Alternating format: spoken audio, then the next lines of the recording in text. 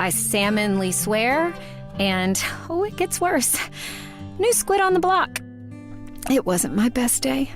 Whatever you call your boat, protect it. And start with a quote from Progressive, America's #1 boat insurer. Progressive Casualty Insurance Company and Affiliates. #1 rating based on boat market share data from ratefilings.com. The next disaster is coming. Make a plan. Keep extra medication on hand. Make copies of important documents. Stay informed and be ready. Learn more at americares.org/send-us-in. This hour of the Triangle Sports Leader is powered by Ritchie Law Firm, injury lawyers. Ritchie Law is on top of it. Go to ritchielaw.com. That's ritchielaw.com. They score! WCMC-FM HD1 Holly Springs. Aho pulls away. A chance here, looking for Jarvis. Back to the left point, Orlov. Now Chatfield shot. He scores! A Category 5 to start this game, and the Canes take a 1-0 lead. Now off of the boards, but intercepted by Stahl. Stahl's got to step on Schneider. Stahl coming in, and he scores! From the highlight reel, the captain, Jordan Stahl. End to end, and it's 5-1. It might have ended this one. Oh my word, what a three-zone goal by the captain.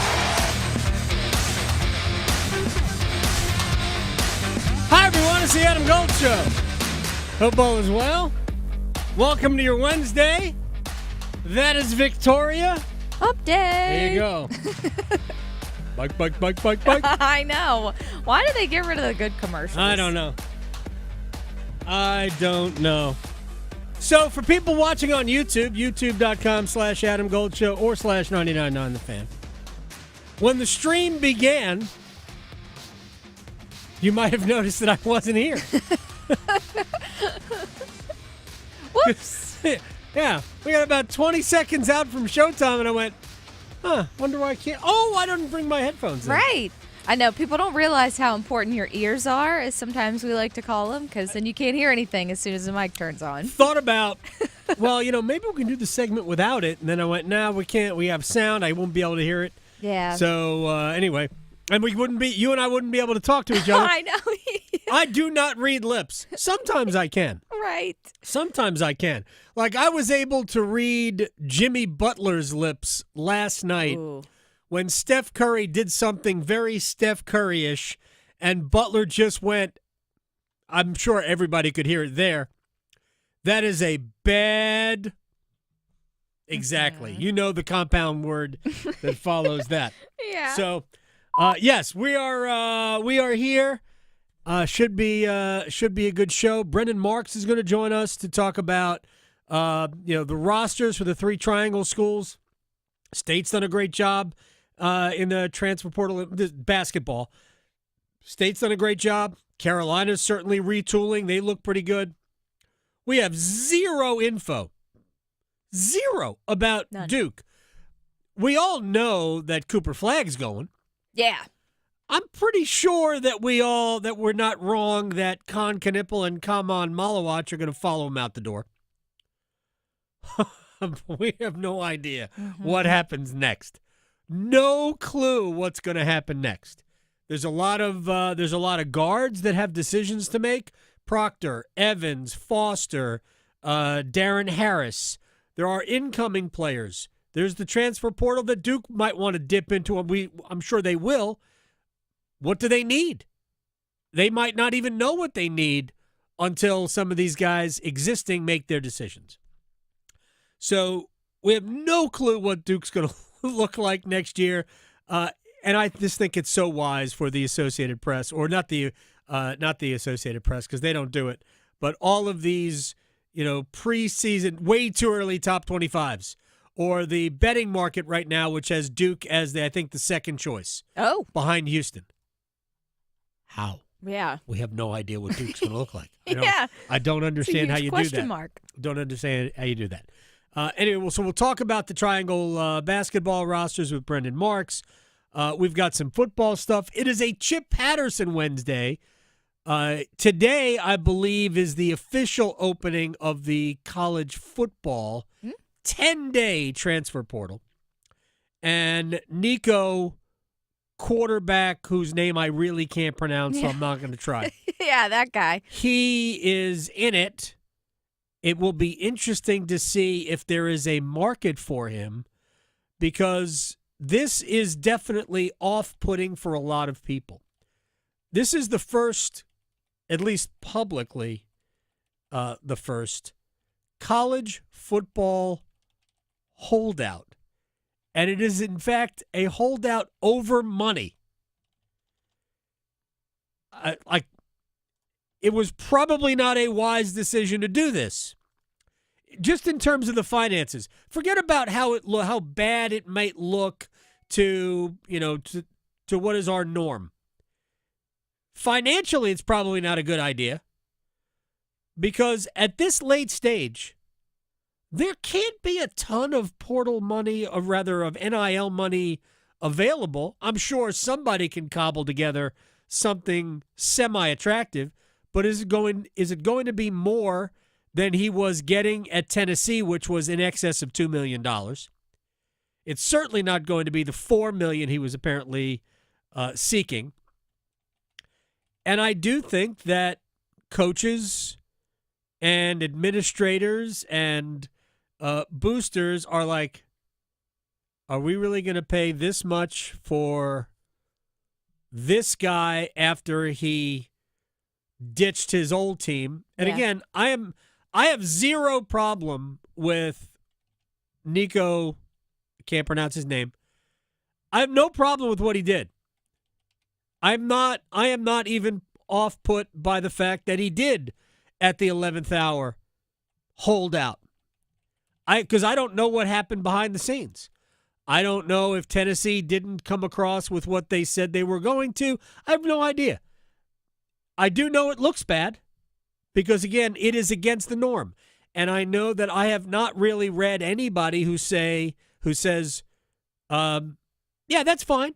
I get it. Everybody's, like, all the writers that I've read about this, and again, I'm not saying they're wrong. It just looks bad. And because of that, it's going to be hard to find a school where he is going to get a better deal than what he had at Tennessee. Mm-hmm. So we'll see how this plays out. We're going to talk to Chip Patterson about that and the football portal, maybe the basketball portal too. And we'll probably tie up some loose ends for things that happened this weekend. And also our friend Dr. David Ridpath from Ohio University, who's an associate professor there, past president of the Drake Group. And they really were they're an academic organization around based in college sports and things like that. And I know he's got thoughts on what may happen out of the what the House versus NCAA settlement, which still has not been agreed upon. We are sitting here really 8 days after people expected it to be agreed upon, and we have had nothing.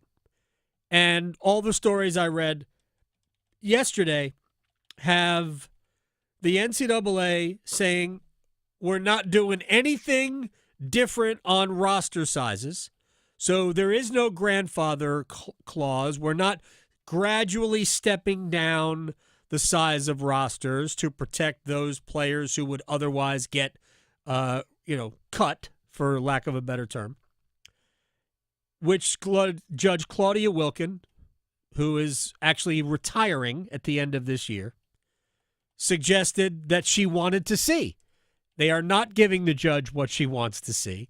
They are making some modifications to the other area that she wanted addressed, which was allowing future incoming athletes to treat this differently.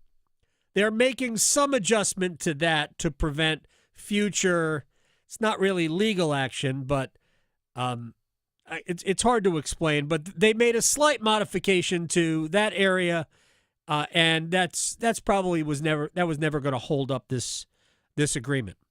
The other thing might. I don't know what the odds are, but the other thing might. Because it's funny how many coaches demand, well, we should be allowed to have walk-ons, blah, blah, blah, blah, blah. And now they're not going to have them. if this is agreed upon. So the coaches are going to get less than what they want. But it still might be agreed upon because the NCAA and the power conferences are being rigid about this. Anyway, we'll talk about that later on. Before we start, real quick, yesterday, before we started, what did I complain about? That Major League Baseball on Jackie Robinson Day had no day baseball. Yes. Right? Mm-hmm.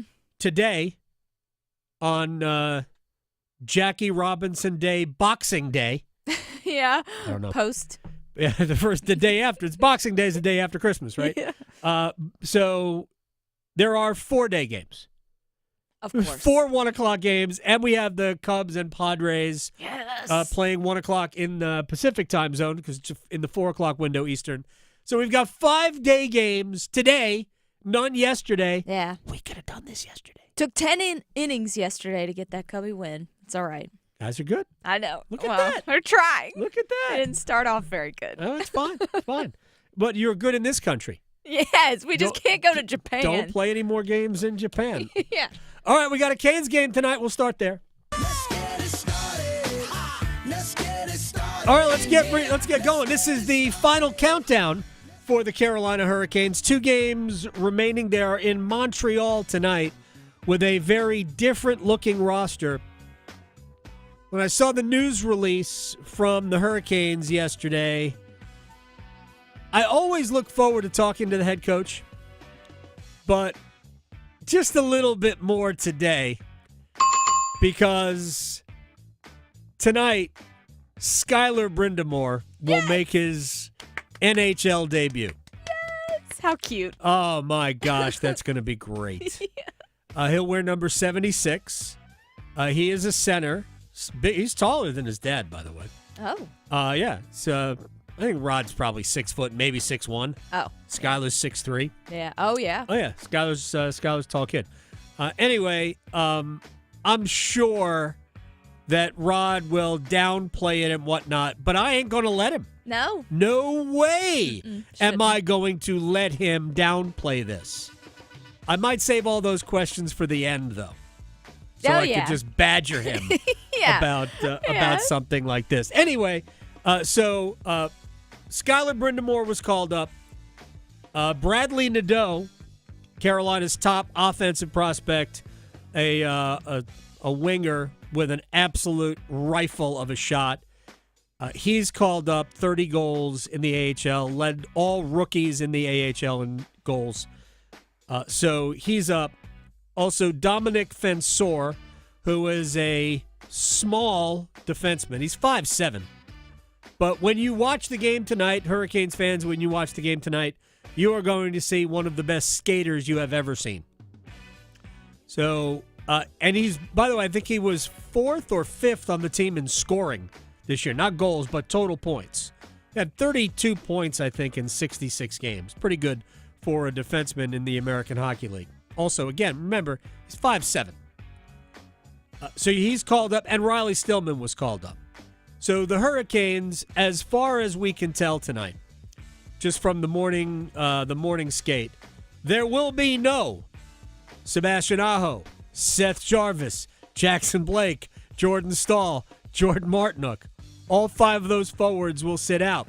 Jacob Slavin will not play tonight. Jalen Chatfield will not play tonight.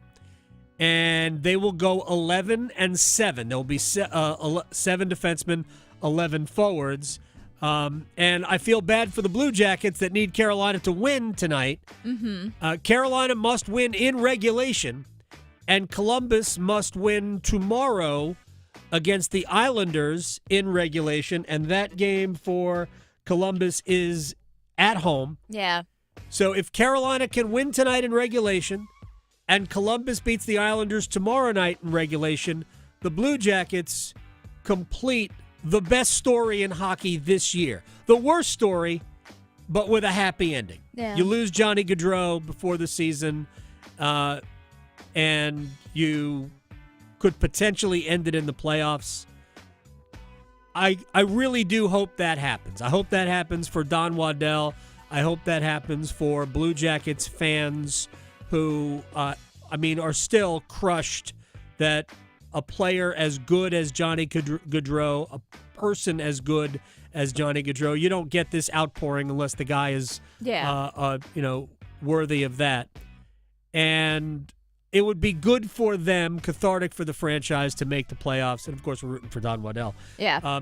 But Carolina is certainly not making it easier for Columbus we can rank them, but I'm not sure those aren't Carolina's 5 best forwards. Right. Well, and the Canadiens, they're going to be trying to fight today because they need to win in regulation. No, they just need a point. They need 1 point. 1 point. But so an overtime loss is fine for them. An overtime loss is fine for them. But 1 point, Columbus can't get to them. Win in a regular game, that's not good for them. Yes, Montreal just needs a point. Yes. So, and by the way, because they lost to the Blackhawks. I watched that game. In a shootout. And, yeah, that was an unforced error, I thought, for Montreal. Montreal should have blown Chicago's doors off in that game, got off to a 2-1 lead, and then kind of just coasted home, literally, because on the game-tying goal, actually, no, on the goal that put Chicago ahead 3-2, that top prospect, Ivan Demidov, just kind of lollygagged back on defense while his guy was scoring the goal that put Chicago ahead 3-2. Now, Montreal eventually tied it and forced overtime, lost in a shootout. Montreal has gone beyond the regulation 60 minutes 21 times this year. Yikes. They need to add up all the time and see how many extra games they've played. Almost 1/4 of more than 1/4 of their season have gone into overtime. Wow.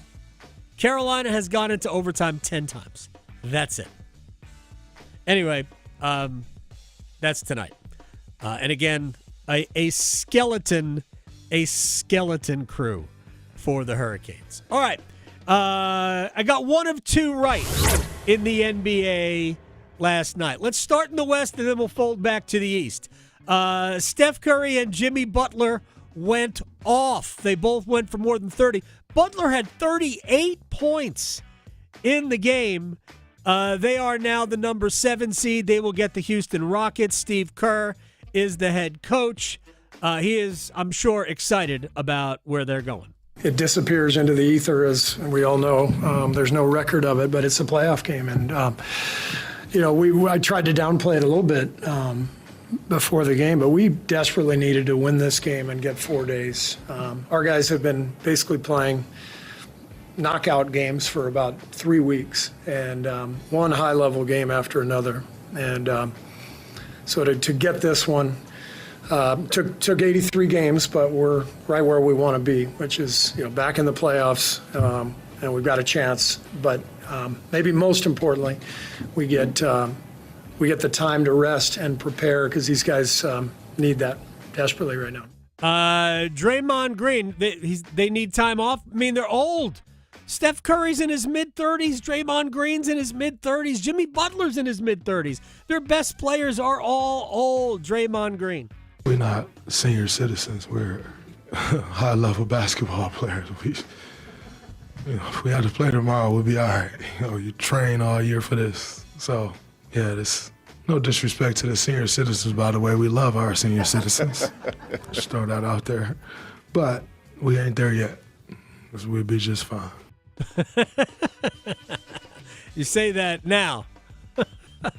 He might have been talking from an ice bath, by the way. The Warriors were basically a 500 team when they acquired Jimmy Butler. They're 24-7 since Jimmy Butler showed up. 24-7. 21-7 would be playing 750 ball. I think there's only 2 teams in the league that played better than 750 ball this year. That would be 21-7. They are exceptional now. They are dangerous. I would love nothing more, and they get the Rockets next. I would love nothing more than to see a Warriors-Lakers Western Conference Final, and they are on opposite sides of the bracket. In the East, this is the game I got wrong. I thought the Hawks would win last night, mostly because I thought Trae Young would dominate the game. He was very good for the most part, but they got beat badly by the Magic. It ended up being, I think, a 25 or so point blowout. And in the fourth quarter, Trae Young got pissed off. He made a great move to cut the fourth quarter lead to 22. Yeah. And then chest passed the ball to the referee with some extra on it. Like, no, dude, you can't do that. You just, oh my gosh, he got teed up for that.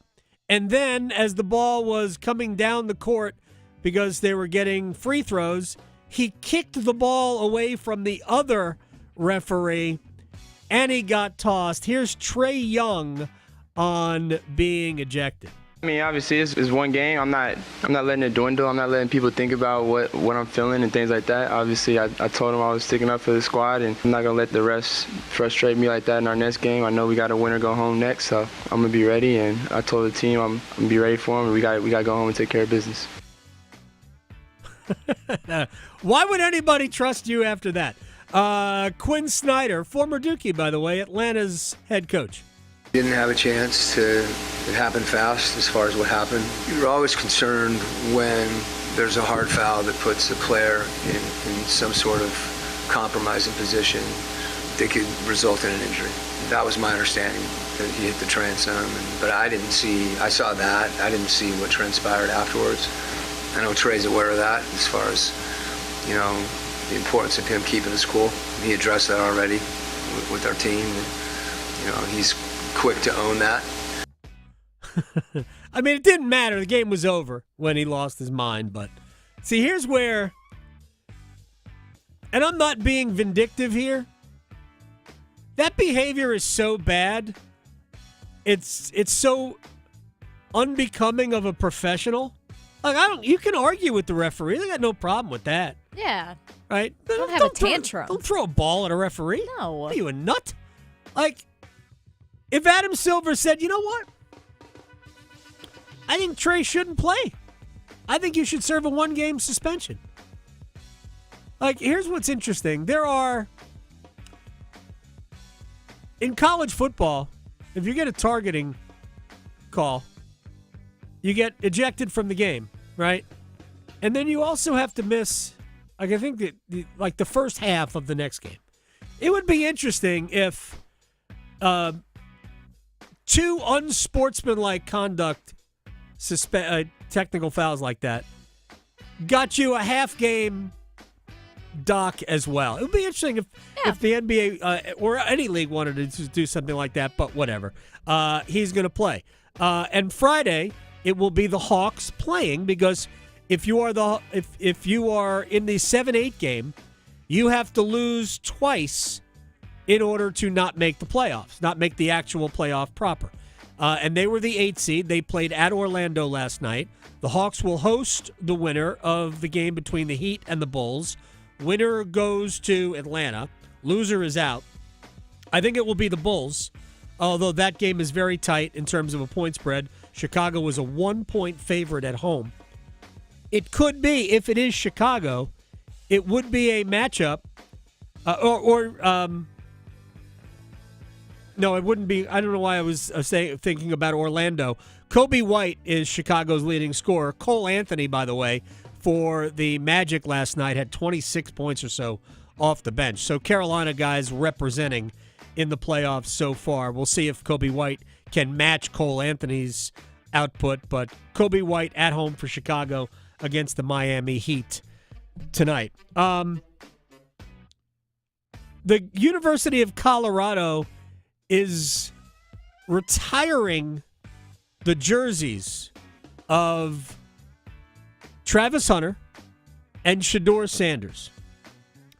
Truth of the matter is that neither accomplished enough Travis Hunter was the Heisman Trophy winner, so in that way I get it. Heisman Trophy winner, you win. But neither really accomplished enough as Buffaloes to warrant this. But I do think you could make an argument that it's the right move because of what they represented in terms of changing the way people thought about the University of Colorado football. Now, in a lot of ways, that's Deion Sanders as the head coach. But this is fascinating to me. I don't know, are they just appeasing Deion, or can you make, because Could be. Right?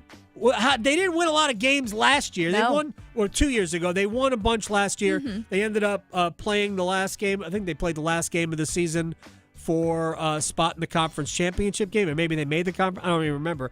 I don't remember yesterday.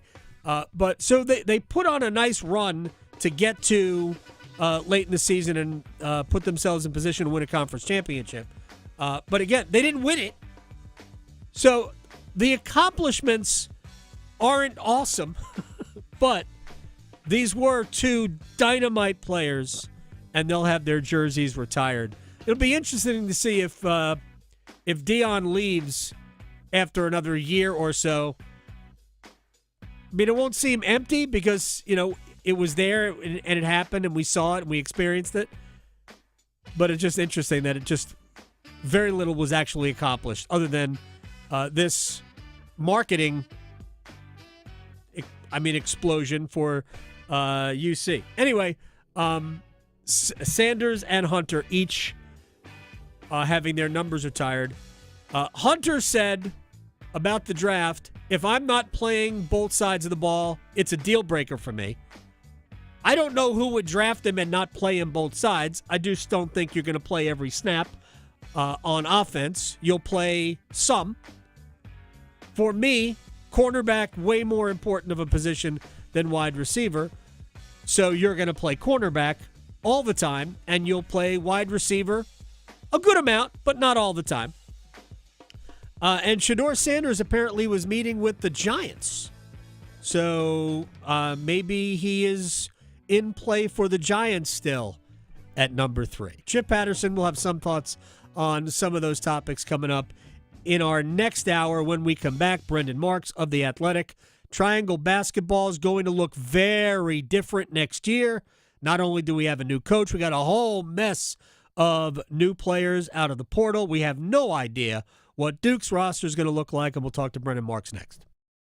Questioning goalie interference calls since day one. The Adam Gold Show on the North Carolina Sports Network. Tonight's forecast calls for Hurricanes hockey. Svechnikov, tick-tack, tied in Carolina on the man advantage. Storm Watch with Adam Gold at 6:30. Puck drop at 7. Save it, rebound! Game over! Sebastian Aho gives Carolina a 4-3 win in overtime. On your exclusive home for the Carolina Hurricanes, 99.9 The Fan. Doesn't the North Carolina Education Lottery Winners Club give the best massages? I've never felt so relaxed. Thanks to this month's scratch-offs, this is our life now. It's like winning again and again and again. This month's scratch-offs pack over $150 million in total prizes. The Winners Club awaits. Must be 18 to play. Approximate overall odds of winning range from 1 to 3.8 to 9.88. Problem Gambling Helpline 877-718-5543. Your home shelters your dreams and protects your memories. At Baker Home Exteriors, we understand this deeply. It's why we've dedicated ourselves to caring for homes like yours. As part of the Baker Roofing family, we bring a century of expertise to every project, from roofing and siding to windows and decks. We don't just upgrade homes, we help protect the life you've built within them. Because your home is where our heart is.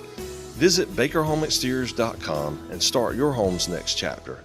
Did you hear? A recent stash of $10 gold Liberty coins from the 1800s has been found. These gorgeous gold coins are as bright and shiny as the day they were struck in the late 1800s. And less than 200 of these gold coins are available. Coin experts are calling this gold find an incredible opportunity. Call 1-800-917-4635 and you are guaranteed a $10 gold Liberty coin minted by the U.S. Mint in the 1800s. But with extremely limited availability, you must call now. These gold Liberty coins from the 1800s are still in uncirculated condition. That is history you can hold in your hand. To learn more, call 1-800-917-4635. Call now and you'll receive a free American Coin Collector's Bonus Package, a $40 value, free with every order. Call 1-800-917-4635 now to secure your $10 Gold Liberty coins dated from the 1800s before they sell out. That's 1-800-917-4635. Are your monthly bills keeping you up at night, wondering how you got so behind? Hey, I'm Roger Moore, CEO of Loan Pronto. I get it. Life is expensive now. Insurance, groceries, cars. And then there's the credit card debt with those obscene interest rates. It's time to regain your financial freedom. And that's what we offer at Loan Pronto, using the power of the equity in your home. We have multiple ways to get you the cash you need, and most clients close in 2 weeks or less, and many don't even require an appraisal. And listen, rates have been plummeting recently. We just locked a homeowner in with an APR in the low fives, saving her over $1,000 per month, and put $10,000 in her pocket. Life-changing money. Whether you're drowning in debt, have a nosebleed rate you got last year, need home improvements, or simply need cash in your pocket, we can help you accomplish this goal in record time.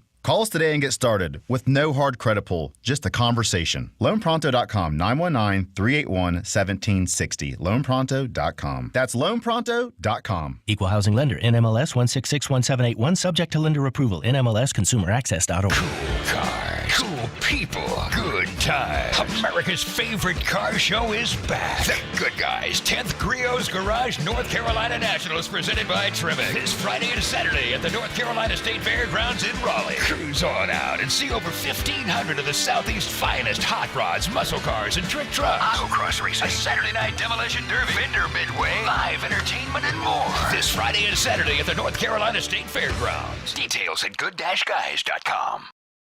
This is Adam Gold. But whenever you say, well, we're not using this as an excuse. No, you are. Whether it's justifiable or not can be a different discussion, but you are. It's like the equivalent of saying no offense, but ... Offense coming. Yeah, get ready for it. Look out. Here we come with some offense for you. The Adam Gold Show.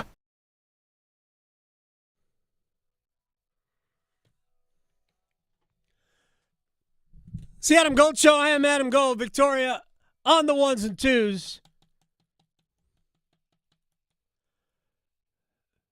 College basketball transfer portal has been open for some time, and two of the most active teams in it, at least locally, I think Kentucky has added about 40 players, have been NC State and North Carolina with some big additions, literally and figuratively.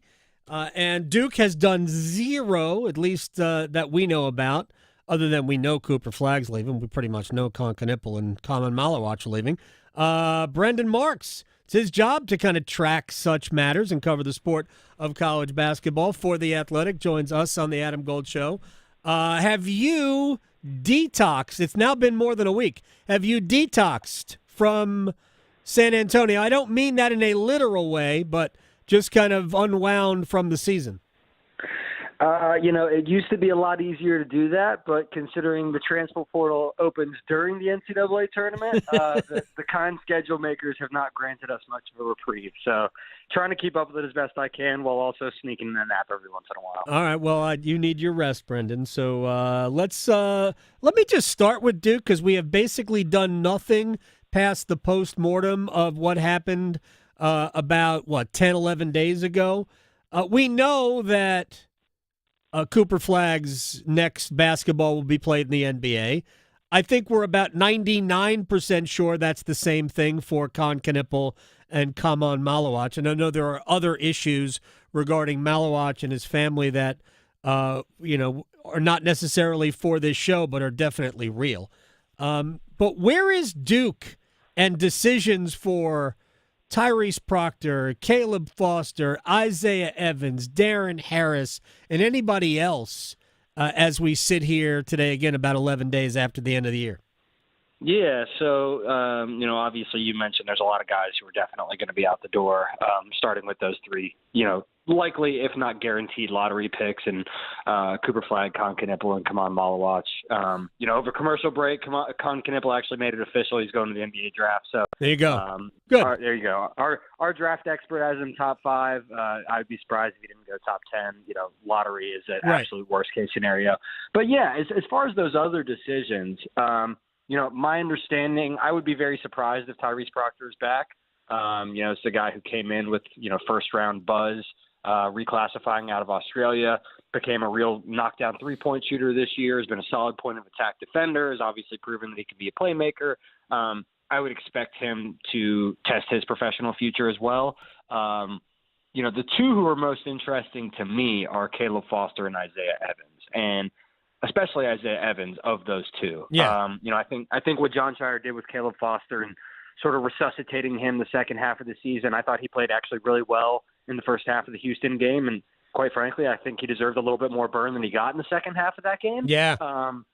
But I think the way that John Shire resuscitated him was huge in terms of the odds of Caleb returning to Durham next season. The opportunity is certainly there for him to be Duke's starting point guard next year. So that's a heck of an opportunity. I think he showed that he has the capability to be that kind of player. If I'm forecasting today, I would feel pretty confident saying he'll be back, but certainly anything can happen. Evans is the really interesting one to me because he's somebody who different programs have been trying to back channel with for months now. His role was sort of the opposite of Caleb Foster. It certainly waned as the season went on. He had obviously that breakout against Auburn, really started to come on in February-ish, and then fell off the cliff a little bit in the NCAA tournament in terms of his minutes. So he's a guy, again, he comes back. He projects as a high usage, probably the number one perimeter option for Duke. His skill set is in high demand. He stands to be handsomely compensated, whether it's at Duke or somewhere else. Right. I know that Duke is prioritizing getting him back. If I was saying today, I think it is probably more likely than not that he will be back. Duke getting both of those guys back is a best-case scenario, one that is certainly on the table, but by no means guaranteed. If both of those guys come back and you throw Caden Boozer in there as a three-headed monster we'll just say at the two guard spots, even though they'll probably maybe all three play at the same time for a fair amount of that, given Evans' length. Does that mean that Darren Harris is probably out the door? Does that mean that, prospective guards in the transfer portal like Princeton Xavier Lee would probably not be at Duke? Yeah, I think Harris is a guy who has been a Duke fan his entire life. As a four-star guy, he was never going to have much of a role this season. Obviously, he did not. Having an injury in the preseason didn't help him. I do think that there's a player there who can contribute to Duke maybe as soon as next season. I would not be surprised if he sticks around regardless. I think he loves it that much. As far as transfer portal fits, though, that's where it gets interesting. You are selling that you have at least one, if both of those guys are back in Foster and Evans, and you obviously have Caden Boozer coming in who's going to play a role, but who I don't believe is probably best suited to be a starting ACC point guard right out of the gate. Okay. I still think that you can use one more guard. That's where the portal comes in. Is it more of a wing guard, someone who can do some stuff and play alongside those guys rather than behind them? I think probably. We've seen that John Shire is not a guy who's going to go 11 deep on his bench realistically. So, you know that it's going to be relatively tight if those guys are getting a lot of minutes and then Boozer is there behind them. That's accounting for most of the opportunity. So it's an interesting sell that Duke is in, but John Shire, I thought, did a really nice job last year in the portal of finding maybe not the sexiest names, but guys who could play a role. I'd be confident he's going to be able to do the same thing. They will have to add at least one more backcourt perimeter piece out of the portal, regardless of what happens with Foster and Evans. Does Xavier Lee fit if we're talking about somebody with, point guard ability? Because I'm not going to lie and say that I have watched him play. I've only read. But from your perspective, as somebody who has morphed into covering this sport at large, does Xavier Lee fit? Yeah, but not to throw cold water on it, I'd be surprised if that ends up being the place for him. He just took a visit to Florida. Being able to sell a national championship and filling the Walter Clayton role is pretty attractive, I'd say. He's visited St. John's too, who's obviously talked to seemingly every guard who's gone in the portal this offseason. I'd be surprised if that ended up being the fit for Duke, but they will have to, like I said, they're going to have to add another guard. It just depends if you're looking for a starter, if one of Foster or Evans is not back, or if you're looking for somebody who sort of is going to, give you 8 to 10 minutes off the bench. I mean, I would also imagine that, I'm assuming Patrick Gongba will be back, Malik Brown will be back, and you've got Cameron Boozer. They're going to need front court bodies as well, and probably, bodies to play the wing, small forward, no? I think, most of what Duke is going to have to do, look, between Patrick Gongba, who, frankly, if I were buying lottery tickets on Duke players right now, he's the guy I'd be in on. I think he's got immense upside, and given the fact that he played as well as he did, coming off an injury, not playing his senior year of high school, you give him a summer to get in condition and to work with some of the coaches who Duke has. I think he can be a real difference maker next year. Malik Brown's got to get healthy, but obviously we've seen what he's capable of. That is as good a starting, 5 combo as you can ask for. Boozer's obviously going to be the featured guy at the 4. I think Nick Kamenia will I know I'm mispronouncing his name. He'll play some at the 4. Personally, I think it's more like at that 3 spot where you're really looking. I mean, Evans can play that role, but that's where if you're Duke and you're looking at portal options, you do have Shelton Henderson coming in. But to me, the front court is relatively spoken for. I would certainly focus more of my attention and efforts on trying to make sure that I've shored up that perimeter, shored up that backcourt. Look, we saw that John Shire wants to be able to switch everything 1 through 5. Mm-hmm. You've got to have some options in the middle of that lineup to make that possible. Brendan Marks from The Athletic is joining us here on the Adam Gold Show at Brendan R. Marks on Twitter. To the Tar Heels, who have, between Henry Vassar, I don't know, I think I just butchered his name, Kyan Evans. Again, I could be 0 for 2 there. Stevenson, Caleb Wilson is a freshman coming in. They have other freshmen, but Wilson is the top 10 guy. They are going to be a very different looking team. How much more does Hubert Davis and company have to do? Yeah, so for me, the crown jewel of all those guys you mentioned is Henry Vassar. Yeah. He's going to play in the NBA one day. Yes. As a 7-footer with his movement ability, his defensive upside, he to me is, he's the first 7-footer at North Carolina since Tyler Zeller. And he is everything that this team lacked this year. Yeah. And so I think when you're Hubert Davis, you looked at last season and, I compared it to somebody who had too much booze for the first time. He said, never again. And he has gone out of his way to make sure that next year's lineup will not look anything like this year's. Stevenson and Caleb Wilson give him options at the 4. Evans and Seth Trimble give him probably his starting backcourt. You're still waiting on a decision from Drake Powell. You do bring in Powell from West Virginia who can shoot it a little bit. Again, I still think if you're North Carolina, like your front court is somewhat spoken for. You're going to need to add another big just to spell Henry Vassar. He's not a guy who's going to be able to give you 35 minutes a game. Mm-hmm. At least I don't believe. You need another big who can spell him. But your 4 is probably accounted for. Not knowing what Drake Powell's going to do, again, it's that wing. It's that guard spot, somebody who can play with or next to Trimble and Evans. That to me is where North Carolina's still got to go. I don't know that, if one of the other freshmen was going to make an impact next season, I would bet it more on it being Dixon instead of Dennis, who comes from the DMV area.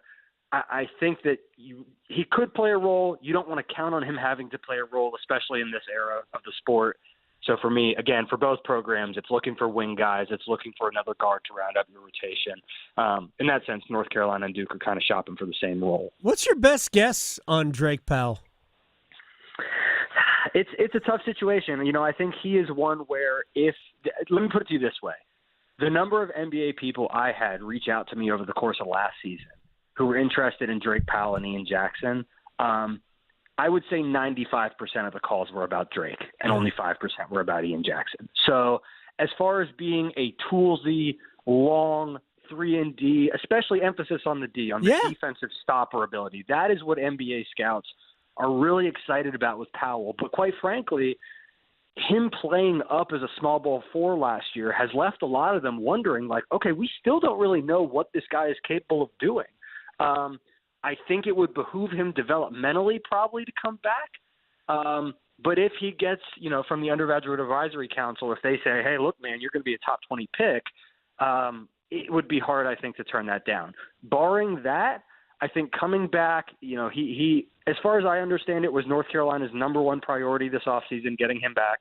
To me, he's the guy who makes their lineup come together. Like, if you've got a starting five of Evans, Trimble, Drake Powell, one of Caleb Wilson or Jaron Stevenson and Henry Visar, that's a top 15 team. That's a team that can compete to win the ACC. That's a team that can make the second weekend of the NCAA tournament. So he, to me, is if I had to say right now, I mean, it's truly a coin flip. I probably lean a little bit more slightly towards him coming back. Yeah.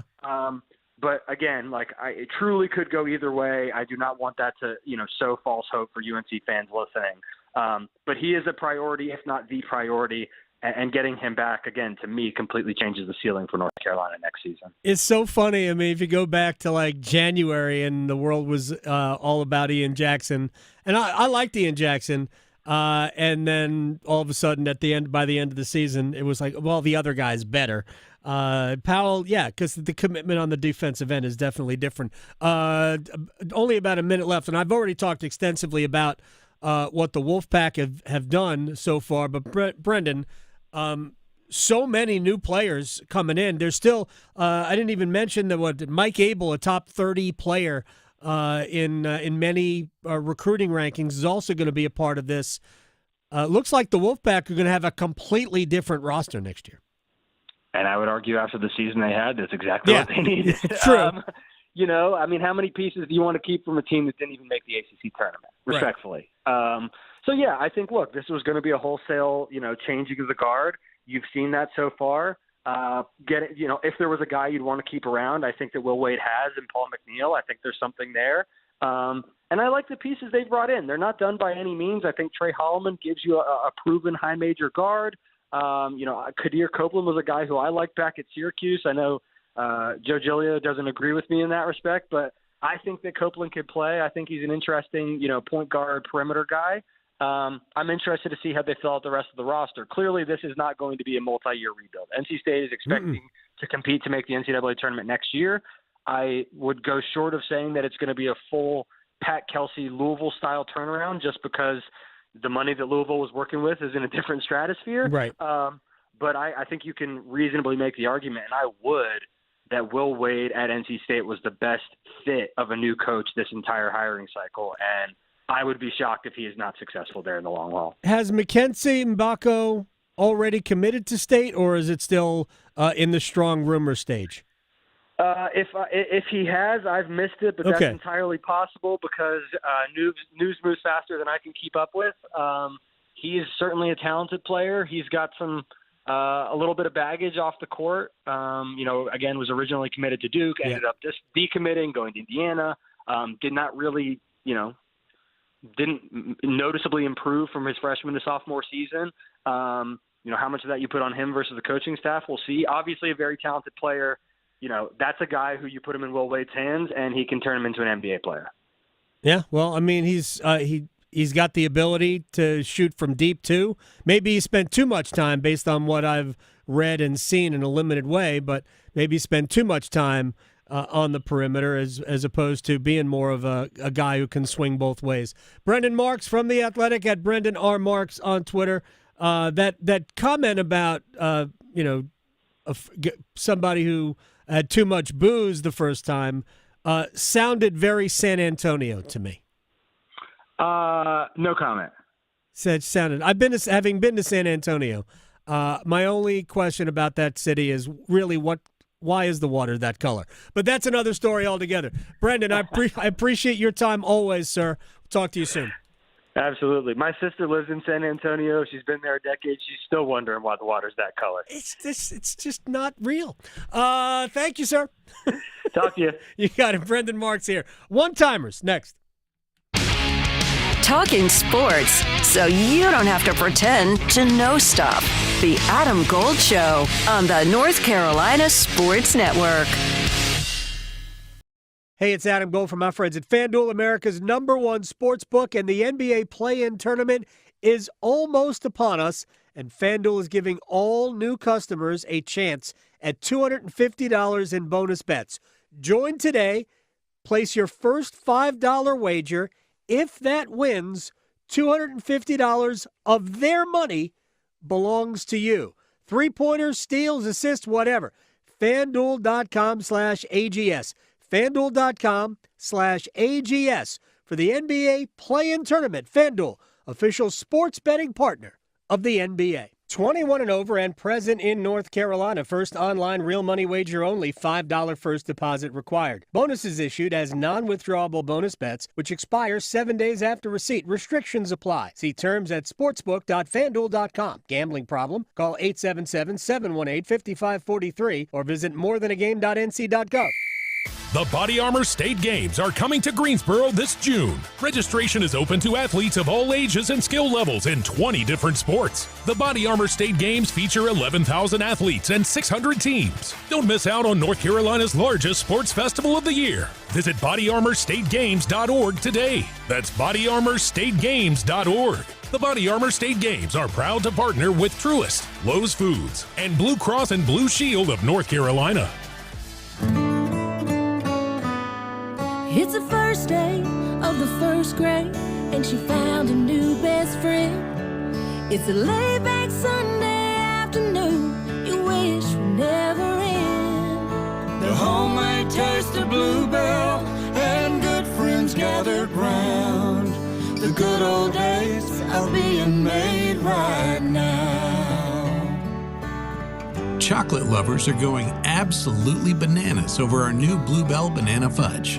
Rich milk chocolate ice cream swirled with a scrumptious banana-flavored ice cream. Your favorite banana fudge bar, now in a carton.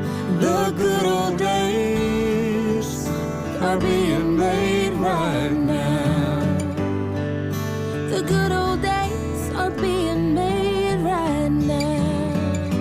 Look for Bluebell ice cream at your local grocer and pick up your favorite flavor today. Are you struggling with your Medicare drug costs? The NC Department of Insurance SHIP program may be able to help. The Extra Help and Medicare savings programs are available for those who qualify, but you have to apply. Contact SHIP today to see if you qualify. Visit ncshiip.com or call toll-free at 855-408-1212. SHIP provides free, unbiased help in all 100 counties. Project supported by grants from the Administration for Community Living. Contents do not necessarily represent official views of, nor an endorsement by ACL, HHS, or the U.S. government. 70 years ago, PBS North Carolina began its journey, and you, North Carolina, have been with us every step of the way. From the adventures of Mr. Rogers to the mysteries of Antiques Roadshow, from This Old House to NC Weekend, you've inspired us to keep going. Thanks to you, we've been able to expand beyond TV, touching lives in classrooms and on the go. Celebrate with us when you watch new programming on PBS NC or stream anytime on the free PBS app. Learn more about PBS North Carolina at pbsnc.org. Do you know someone who's lost a loved one to overdose? Every day, the disease of addiction is taking lives and devastating families. But this crisis is preventable. Join the Governor's Institute in the Be a Superhero in the Overdose Battle campaign. Together, we can spread awareness, fight stigma, and save lives. Learn the signs of overdose. Know how to help. Visit governorsinstitute.org/superhero today, because doing nothing shouldn't be an option. Be a hero. Take action. Save a life. Visit finishyourdiploma.org to find free adult education centers near you. Brought to you by the Ad Council. This is Adam Gold. Frankly, I'm not sure that there is a sport that we could theoretically even put in the Olympics that isn't. I said bowling. Yeah, maybe. I wouldn't be surprised. Croquet? Lawn darts? I'm waiting for cornhole. Oh, there's somebody that thinks, yeah. The Adam Gold Show.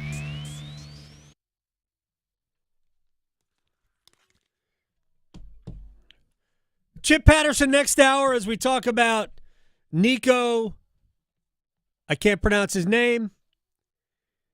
The House settlement, which hasn't yet been approved, and maybe something that happens Sunday. Of course we will. But right now, it's one-timers.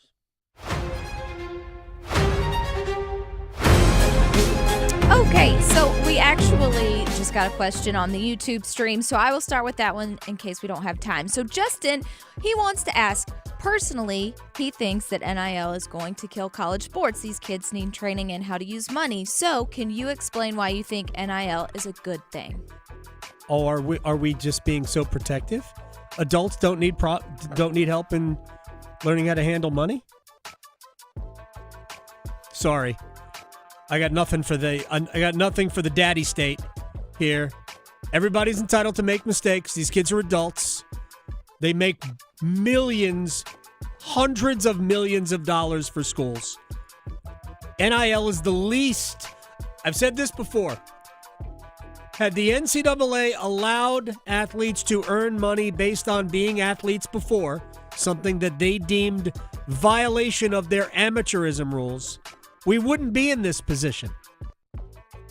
So, no, it's not ruining college sports either, by the way. Well, and this is kind of a follow-up. So in relation to that, why doesn't the NCAA figure out a better way to do the transfer portal? Well, the structural problems, everybody's mad about this. The basketball transfer portal shouldn't be open until the NCAA tournament is over. There should be one window in football. I don't care where it is. There should be one opportunity in football, and maybe the other opportunity is in I don't know. I can't answer those questions. It's a great question though to ask Chip. Chip will have far more insight to that than I would. But yes, the structural problems like that, those are real issues that can be solved. Like trying to prevent kids from making money, that's silly. It's just silly. All right. And then this one from our friend Chef Wolf. You can put this on the Twitter. He tweeted at me, V to the Victoria _. What are your thoughts about Collins and Kendrick entering the portal for state football? I mean, it's fine. Again, you go where the money is or the opportunity is. In the case of Kendrick Raphael, that's a big deal because I thought he was really good by the end of last year. But again, money and opportunity. Chapel Hill to Charlotte, Greenville to Greensboro. Your sports, his state. The Adam Gold Show on the North Carolina Sports Network.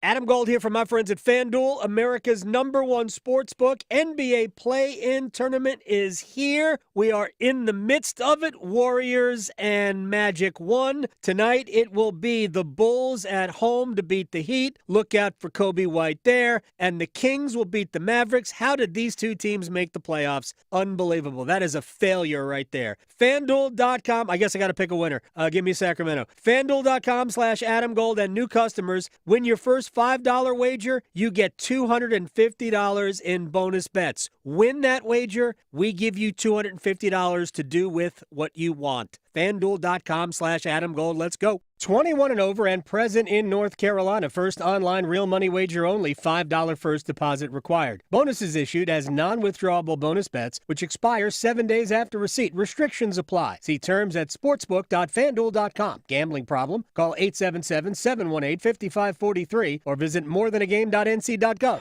The Body Armor State Games are coming to Greensboro this June. Registration is open to athletes of all ages and skill levels in 20 different sports. The Body Armor State Games feature 11,000 athletes and 600 teams. Don't miss out on North Carolina's largest sports festival of the year. Visit bodyarmorstategames.org today. The Body Armor State Games are proud to partner with Truist, Lowe's Foods, and Blue Cross and Blue Shield of North Carolina.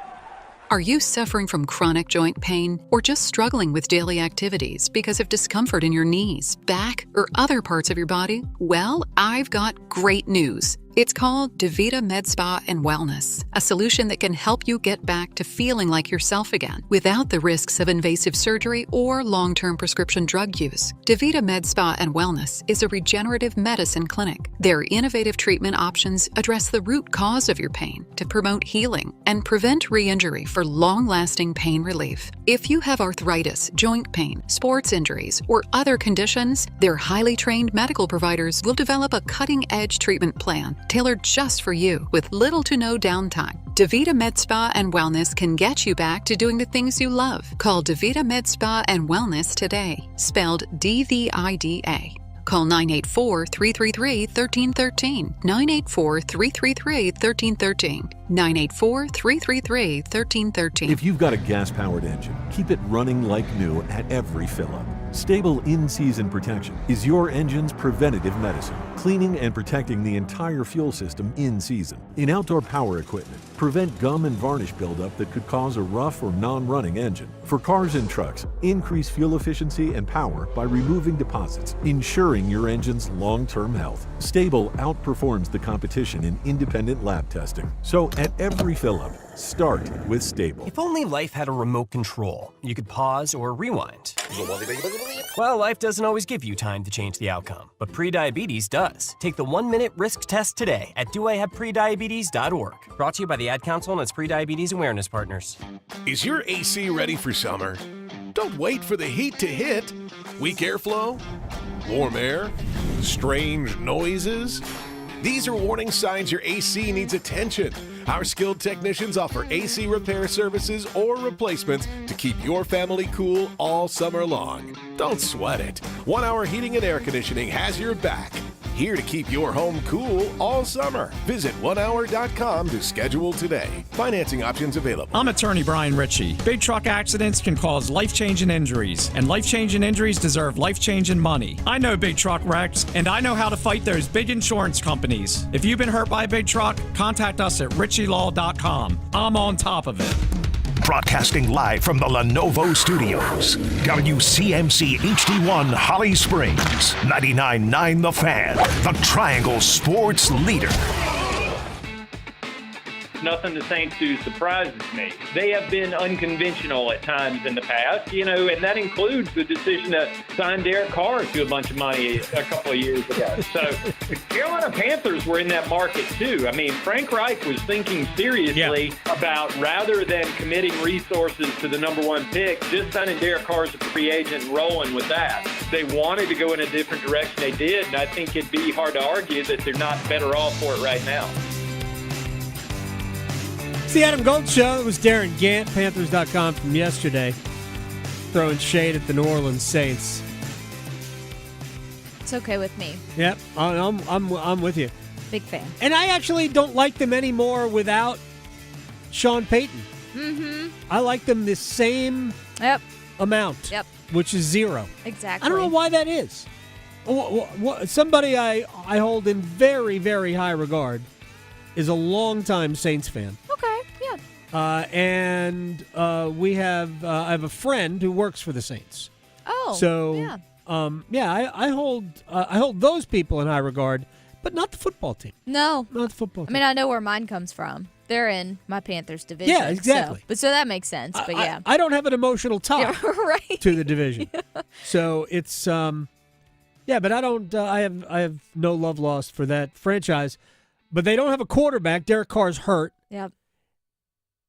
And they were probably going to draft a quarterback anyway, but now it becomes an area of extreme need. They might want Shedeur Sanders, and if you're the Panthers and you could trade back and somebody wants to trade up to draft Shedeur Sanders, you just might make that available. Just to kind of stick it to the Saints. Mm-hmm. I don't know. I don't think you do anything in a draft to stick it to an opponent. All right, we got a lot of stuff to do. Chip Patterson's going to join us in less than 15 minutes. So let's run it back. And we'll start with the Hurricanes. Game 81 tonight, their 40th road game. Carolina has not won a road game, by the way, since March 23rd. Wow. Yeah. That's the day before my birthday. That's a long time ago. There you go. At Anaheim, last time they won a road game. On that road trip, they went 3-1.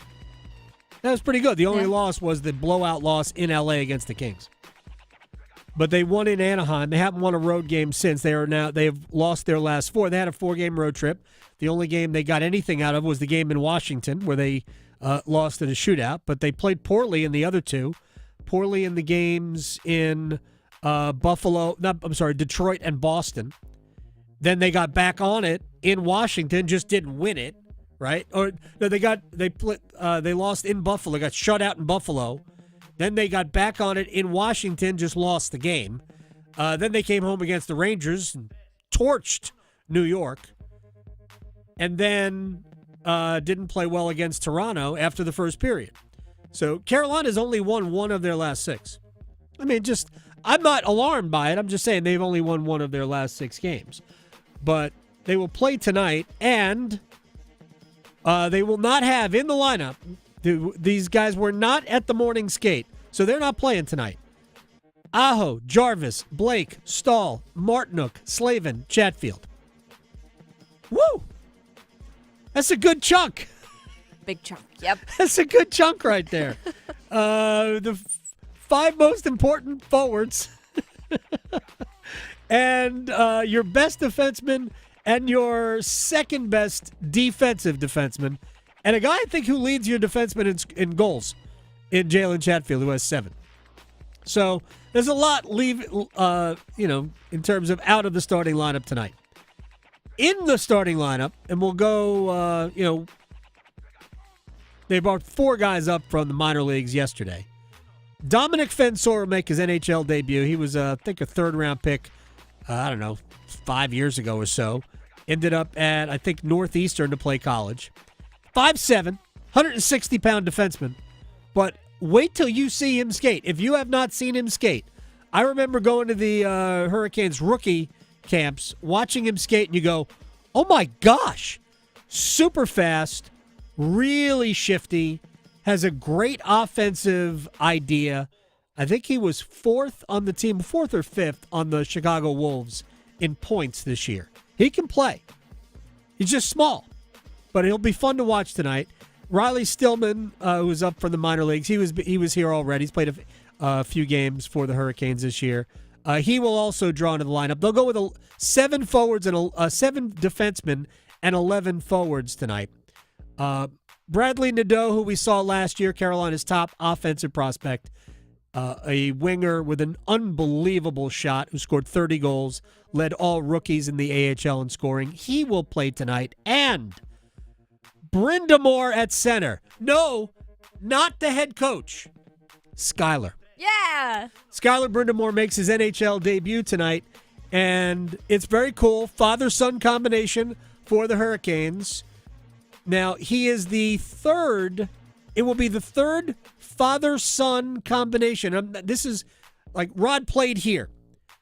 It's the third son of a former player who will play for the Hurricanes this season. Can you name the other 2? No. Jackson Blake's dad played a long time. Oh. In the NFL, in the NHL. Nice. And Justin Robidas, who played 2 games, his dad also, Stefan Robidas. Oh, fun. So the third father-son combination.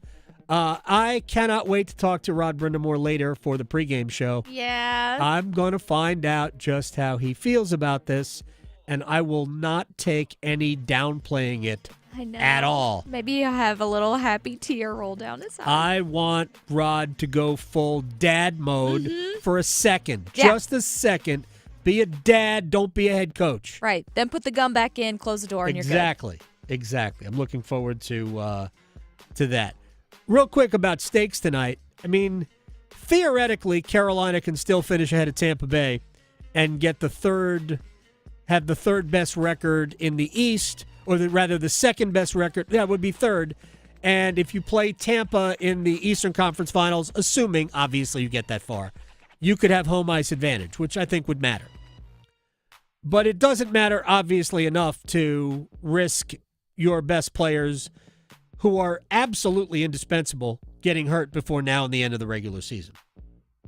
And I think Rod will take a different look at these. Like, I would expect, based on the lineup Carolina is going to dress tonight, I would expect a heavy workload for a lot of the bottom of the normal roster and minor leaguers. I wouldn't be surprised if Riley Stillman and Dominic Fensor played 20 minutes each tonight. I just wouldn't. You just don't want to risk any of these players. I think Scott Morrow is going to play a ton tonight. I wouldn't be shocked if Morrow quarterbacked the top power play unit. He's been quarterbacking the second unit. I just wouldn't be shocked at anything tonight. I think you're going to see lower minutes for the veteran players. Brent Burns, I'll be shocked if he plays more than 14 minutes tonight. Brent Burns could actually end up being the 7th defenseman tonight. So I think Rod's going to definitely protect them. And again, same thing with the forwards. I think you're going to see the bottom of the roster Tyson Jost might play a season-high minutes tonight. No offense to Tyson. He's going to be the first guy scratched as a healthy extra when we get to either Sunday or Monday whenever Carolina starts their playoff season. And it will be against New Jersey, and it will start here in games 1 and 2. So that, Carolina, again, really nothing to play for. Montreal needs a point from tonight to guarantee a wild card spot. To clinch a wild card spot, they need a point. They have lost 3 in a row. They have taken 2 of those games to overtime. So they're sort of creeping up on clinching. They should have clinched last night. No excuse to lose in overtime or shootout, as it turns out, to Chicago. That was a game that you should have controlled. You had control early. You looked great. And then you just, I don't know, maybe you just assumed too much. But obviously you end up losing that game in a shootout. So you're 1 point short. And it would be nice to help out our old friend Don Waddell. It would be super nice to do that. Actually, David Ridpath, who's going to join us next hour to talk about I guess the future of how we're going to look at college sports, and whether it's Nico, quarterback, I can't pronounce his name, or just the portal and the amount of money and all of this new era, what's going to happen with House versus the NCAA and that settlement. He's a big Blue Jackets fan, and we like David, and we're rooting for David too. So the official position of the show is we want Carolina's minor leaguers to figure out a way to win this game tonight in regulation, so it sets up Columbus tomorrow night with a chance on their racket at home against the Islanders to make the playoffs. It would be a great story. All right, we break. Chip Patterson on the other side. We will talk about Nico, the quarterback who used to play for Tennessee, the college football transfer portal, and maybe what happened on Sunday. Next. From the heels, touchdown, Carolina, to the canes. She scores!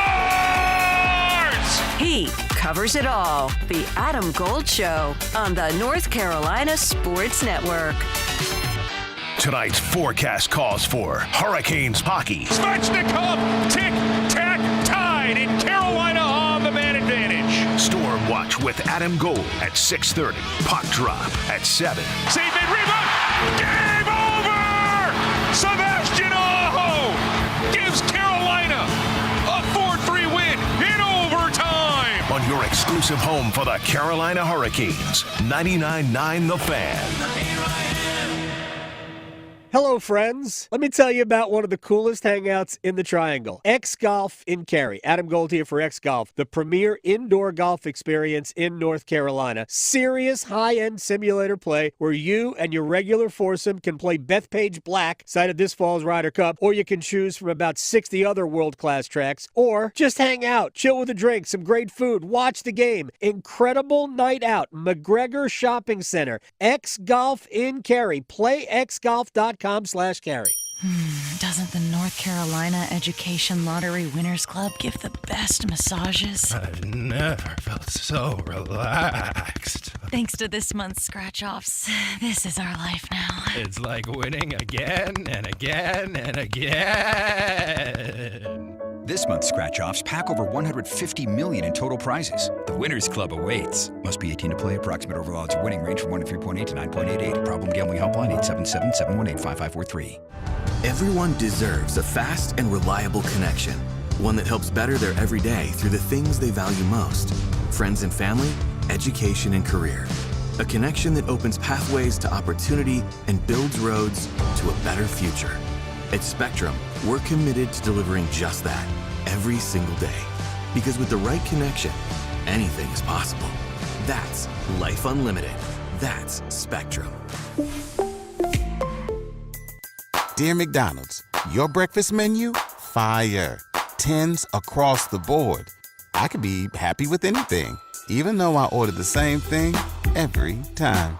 Thanks for not judging me. I'll try something new next time. Maybe. Get your faves for less. Buy a sausage McMuffin with egg for $2.50. Add any size Sprite for $1.49. Price and participation may vary. Cannot be combined with any other offer or combo meal. Ba-da-ba-ba-ba.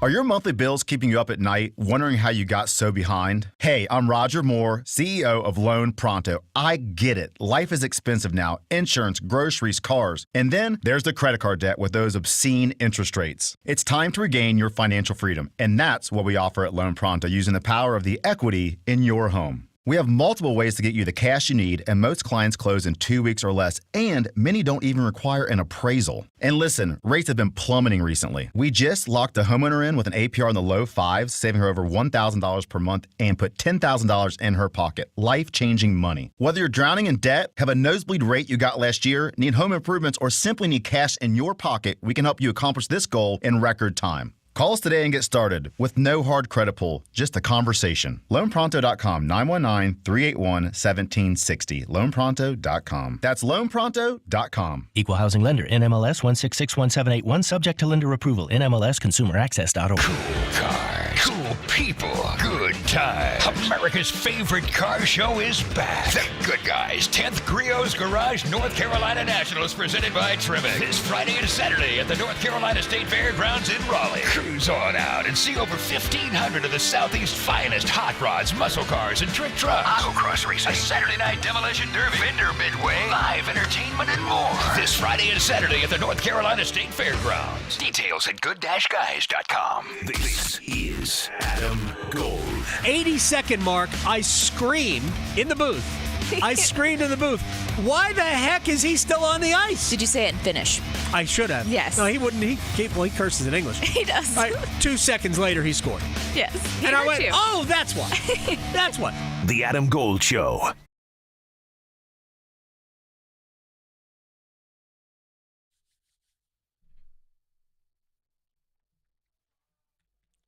It's the Adam Gold Show. I am Adam Gold. Victoria on the ones and twos.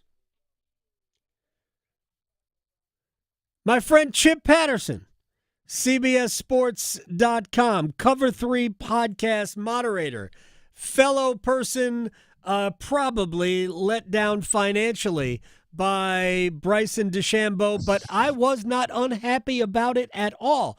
Maybe we'll talk about that if time allows. How are you, sir?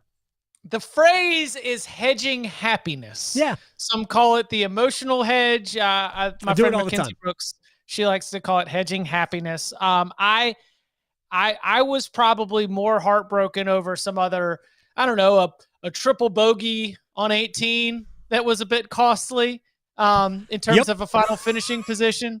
The inability for one of the top ball strikers in the world, Colin Morikawa, to be able to convert on an opportunity for a little bit of a better finishing position. No, the pain on my card was more found elsewhere, not necessarily with the final winner. No, I was.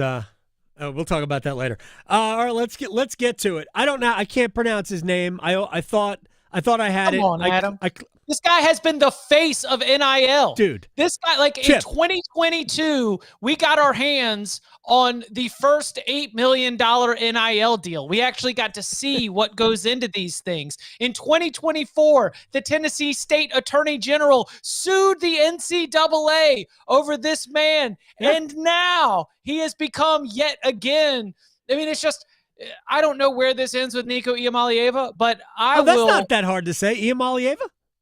Iamaleava. Yeah. Oh, that's easy. It was just like Tua Tagovailoa. You had to take it in the pieces, and then over time, you figure out how to get the pieces together. So it took me like 3 years to say Antetokounmpo. I'm not even kidding. I don't know why it's that hard for me, but Iamaleava is very easy. Your thoughts on where we the decision to hold out, how this blew up, the amount of people that are just going, yay, Tennessee. I get it. We're uncomfortable. We haven't seen this before. And it's certainly not a good thing to see a kid hold out when there's really that much money. But I have no idea what happened behind the scenes. But what are your thoughts on this situation? It's important. It is very, very important to understand the difference between yay Tennessee, yay Josh Heupel. I think it's being misread a lot because Josh Heupel has a cell phone full of text messages from coaches that are saying, that's right. Yeah. That's right. Because these coaches have faced the same things that Josh Heupel has been dealing with, which is players looking to renegotiate their NIL deals between the end of the regular season and the start of the college football playoff. Right. Like, forget holdout of a Friday spring practice. The headaches that have been going into this situation and others that don't get as much attention have been all over the place. Mm-hmm. And so when you don't have, any kind of accountability put in writing, and you've talked about employment, you've talked about collective bargaining, you've pointed to all the things that would solve some of these problems, but those solutions aren't here. It's not the reality that they're living in. Correct. And these are college football players. These are college football coaches. The world does not exist beyond the next 6 months. It is an incredibly short-sighted, short-term viewpoint by everybody in college sports, from the suits at the top all the way to the players that are getting it done on the field. So I think that for Tennessee, there has to be some relief that this player, their camp, everything that is the circus that has surrounded him is moving on. And that's why you don't see a demand for him on the open market. That's why we're talking about stalled negotiations at UCLA. At UCLA. Who needs a quarterback? Who's got like a low ball offer out there. They had his brother. On it. They had his brother. His brother decommitted from UCLA and ended up at Arkansas.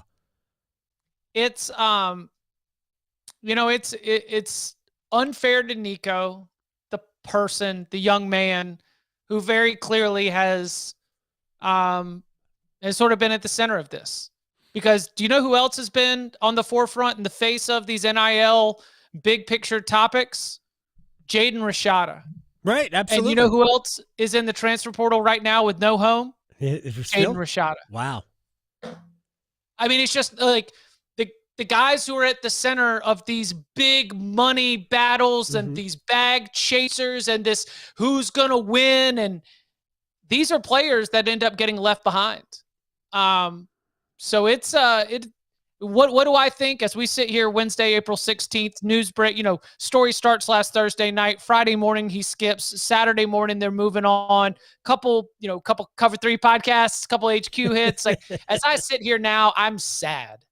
I am sad because someone who is clearly talented is now facing the kind of path where, when we were discussing this earlier today, we were saying, okay, I guess you go to a G5 program, just try and be as productive as you can just to make it to the NFL. And we are talking about something where it truly is not trying to cherish the high-level college football experience that his talent could have allowed him to have. And it's because they were chasing all the things, on the outside. But didn't he chase that first? He was a bag chaser before. Right. Right? That's why I say you cannot tell me that at 16, 17 years old, the demands for millions of dollars were coming from the 16, 17-year-old. Oh, it's true. This is definitely about advice, given by whether it's parents or other advisors. I get all of that. I had an adult speak to me at daycare drop-off that said, I hope he gets a pay cut, with like some nastiness in his voice. I was like, sir, why? I'll tell you what, daycare drop-off can really turn you off. It could ruin your day. I hope he takes a pay cut. Well, he's going to take a pay cut. There's no question about that. I mean, that's 100%. But I got a question earlier about this particular, not necessarily this particular issue, is more broad about how NIL is ruining college sports, which I don't believe it is. It's certainly changing, and I don't think it's ruining it. Nothing's going to ruin college sports. It's more popular now than it ever was. I do think it's going to do some damage. It's going to make certainly college football more concentrated than it's ever been.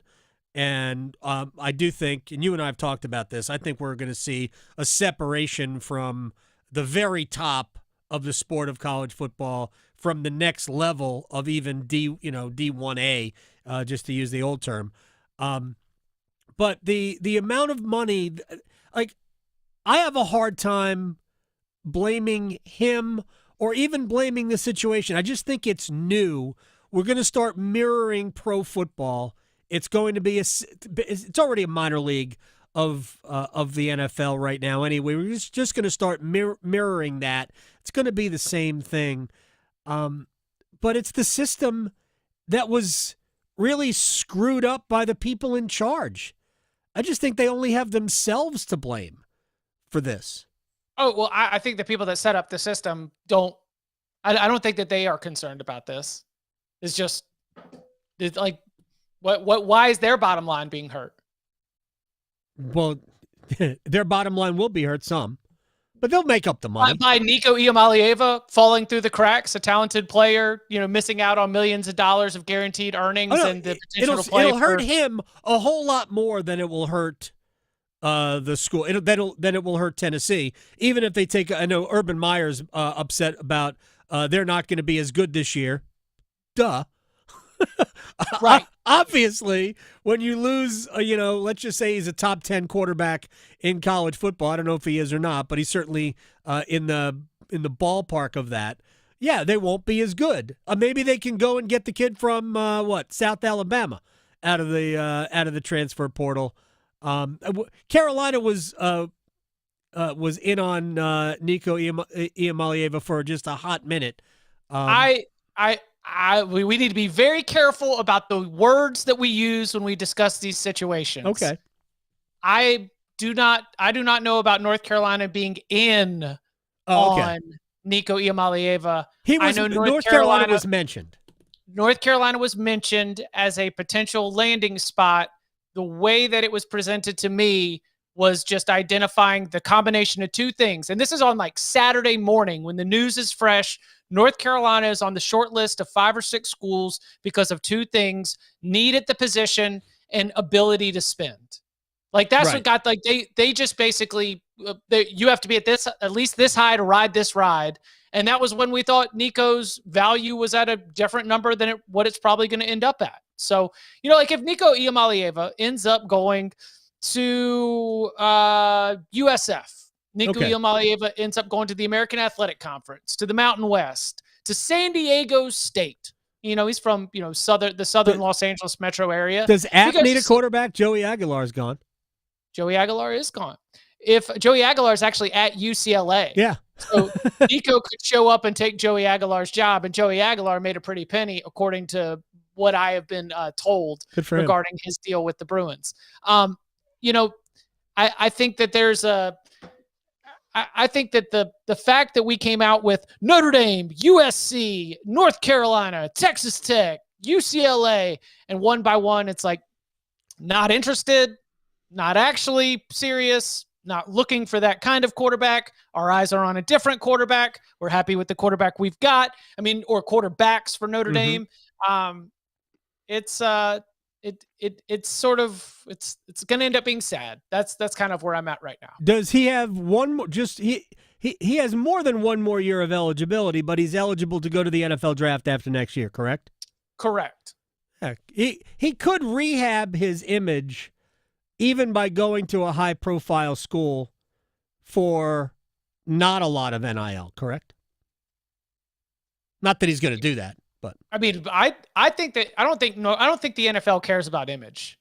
Everybody, no, but I'm just talking about it in the eyes of college football fans. Not that should matter, but he could go to none of this is all hypothetical. He could go to Carolina without an NIL deal and just come and play for a year at Carolina, and then if he wants to enter the portal, do it again, just to and make it public that he came here for nothing. I'm just saying that there is an ability, because we are a gullible group, sports fans, that he could rehabilitate his image very quickly in 1 year if he wanted to.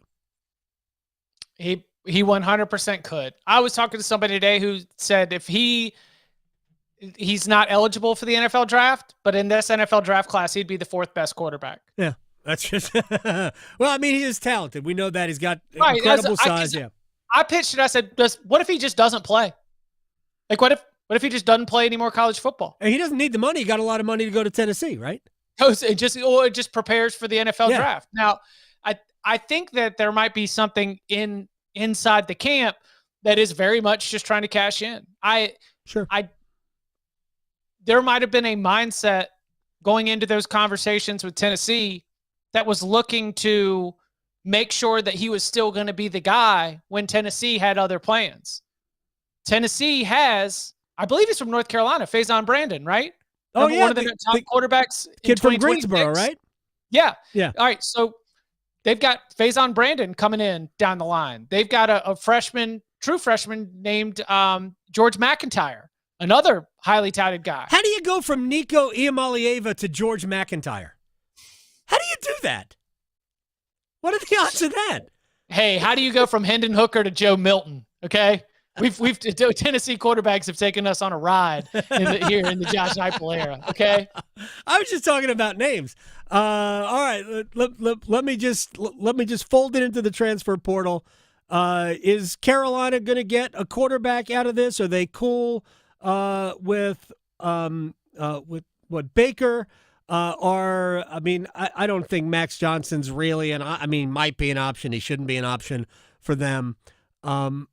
Is there anything else noteworthy that happened in the portal? I know NC State losing Kendrick Raphael was a big deal. I don't think they saw that right. Maybe they did see it coming, but I thought he was really good for them down the stretch. Yes, couple of thoughts.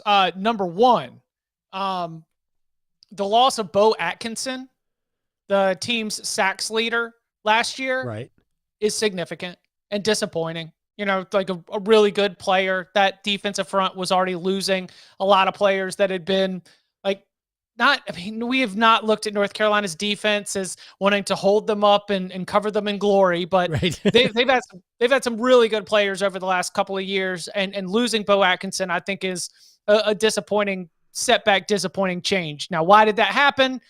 I don't know. We'll see if there's any more moves to come. They got a linebacker. They are reported to be getting a linebacker out of Nebraska, I believe, who was considered one of the top linebackers in the class. That's going to make what I thought was already their best position room on defense, the linebacker position. That's going to make that group even stronger. So that's a good thing in terms of building out the middle of their defense. And as for the quarterback, you mentioned Gio Lopez's name earlier. 24/7 Sports' Matt Zenitz continues to hold on his reporting that North Carolina is expected to get a commitment from Lopez.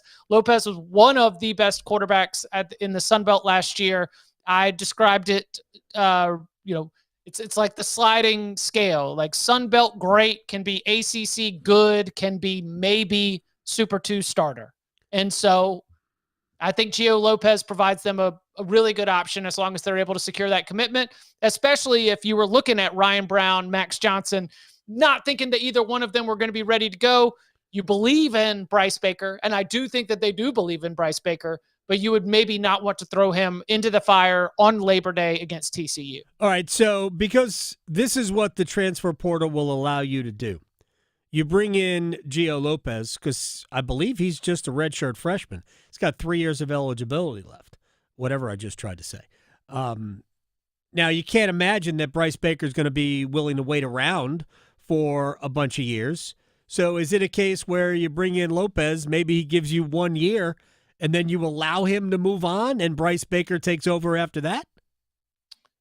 Yeah, I mean, if you are investing in Bryce Baker, then you are very much prepared to let Lopez walk. You maybe even think that Lopez, I don't want to speak to, actually, I would need to check in with some people before I really speak to the mentality of how they're building out the quarterback room. I'll just, landing Lopez at the price that they are going to be able to get Lopez is a way better situation for North Carolina football than breaking the bank for Nico Iamaleava. Right. Okay. That's fair. Any other incomings that we need to know about, or I mean, it's still early. I think the portal just opened, right? Yeah, Mekhi Bayor, I believe, is he's a linebacker from Missouri. He's considered probably a top 10 player in this spring portal window. You went out, you got him, your defense got better. That's a good thing. There's not a lot of sexy additions necessarily coming to the Triangle, best I can tell. We'll say that Wake's quarterback situation might be coming down to two newbies. They had one of their 3 or 4 quarterbacks hit the portal. I guess that would leave it, I assume, to Robbie Ashford or Deshaun Purdy. Ashford, who came over from South Carolina, Purdy, who came over from Charlotte. So that's another interesting one to keep an eye on for year 1 of Jake Dickert. Remember, Adam, it's Jake Dickert. That's the name of the Wake Forest head coach. You remember that? I appreciated you reminding me that Wake's football coach was named Jake Dickert. I knew they had a new one. I just didn't know who it was. Now, is this Purdy any relation to Brock? No, he's more Deshaun than Brock. Okay. Yeah. Okay. Now, very quickly, I know it's not necessarily spelled differently too, but okay. Yeah. Not necessarily your favorite thing in the world to talk about. I'm just curious first of all, we don't know what Judge Wilkin is going to do. She asked them to amend the roster limits to grandfather in and maybe a gradual step down to get to the agreed upon limits, although I still don't understand how a lawsuit filed on behalf of former players would actually enact roster limit sizes across the NCAA, which may or may not be legal anyway. But what happens next with that? What if Claudia Wilkin doesn't approve the settlement because the power conferences and the NCAA refuse to budge on grandfathering these roster sizes in? I think schools will just start paying. Yeah, like crazy. They're going to do that now anyway, because It's going to be hard to get, over the next month and a half, 2 months. I think you're going to see massive amounts of money thrown around because they can't check anything. Yeah, I think the plan, as I understand it, so much work has been put into structuring the budget and spending of an athletic department in preparation for this ruling. I think it's toothpaste out of the tube situation on that. I think that, whether your fiscal year starts in May or June or July I think all of that is still planning to move ahead with the 2025-2026 academic year being such that the school is paying a share of the revenue from media rights deals that would be going into the athletic department to athletes. So what happens if she doesn't approve it? I think they just move ahead, but I could be wrong about that. I mean, it's going to be wild. My suspicion is that she's going to approve it anyway, but man, we're going to have so many lawsuits if we don't usher in collective bargaining. I still don't believe that.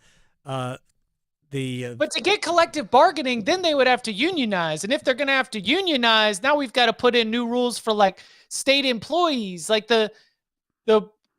The path forward, I think, is complicated. I think it's for players to be an employee of a conference. Right, but if you're going to artificially cap how much players can earn, if you're going to arbitrarily decide, and they're going to have a commission, the College Sports Commission, I think they're calling it, they're going to arbitrarily decide what they believe is a fair market deal and not. You're just opening yourself up to legal action. They're going to lose. They're going to lose every turn. They have learned nothing. All right, I do want to close with Sunday. So you and I think we were on the same page. I purposely left Rory McIlroy out of all Masters action because I wanted the euphoria to be outrageous. Be organic, and it was outrageous, by the way, based on the way the whole day went. I was so thankful I had hockey games this weekend, so I couldn't watch it live. I have watched both rounds. I couldn't watch it live. I'm so glad that I didn't have to go through that. Where do you rank this in your lifetime watching Masters? To me, it's 97, it's 19. I think this final round was the best final round ever in terms of drama. Certainly wasn't the best played, but in terms of drama. But in terms of, 97 was earth-shattering and it was sport-changing. Right. 19 was more nostalgic and it was, oh man, isn't it great he can still do it? Of course, everybody had to fall apart around him to do it. I think this actually is better than 19. I would agree it's better than 19. Other aspects of 19 that we need to remember: split tees, threesomes, morning tea times. You're just rushing to get it in before the weather comes. True. Very chaotic situation. You mentioned everybody falling apart. Like, one of my theories at the time was that the reason why Tiger Woods won was that we created the most mentally challenging conditions at one of the most mentally challenging golf courses. Of course, Tiger Woods was the one who was able to withstand all of the chaos that was just thrown at the way of the competitors. This was a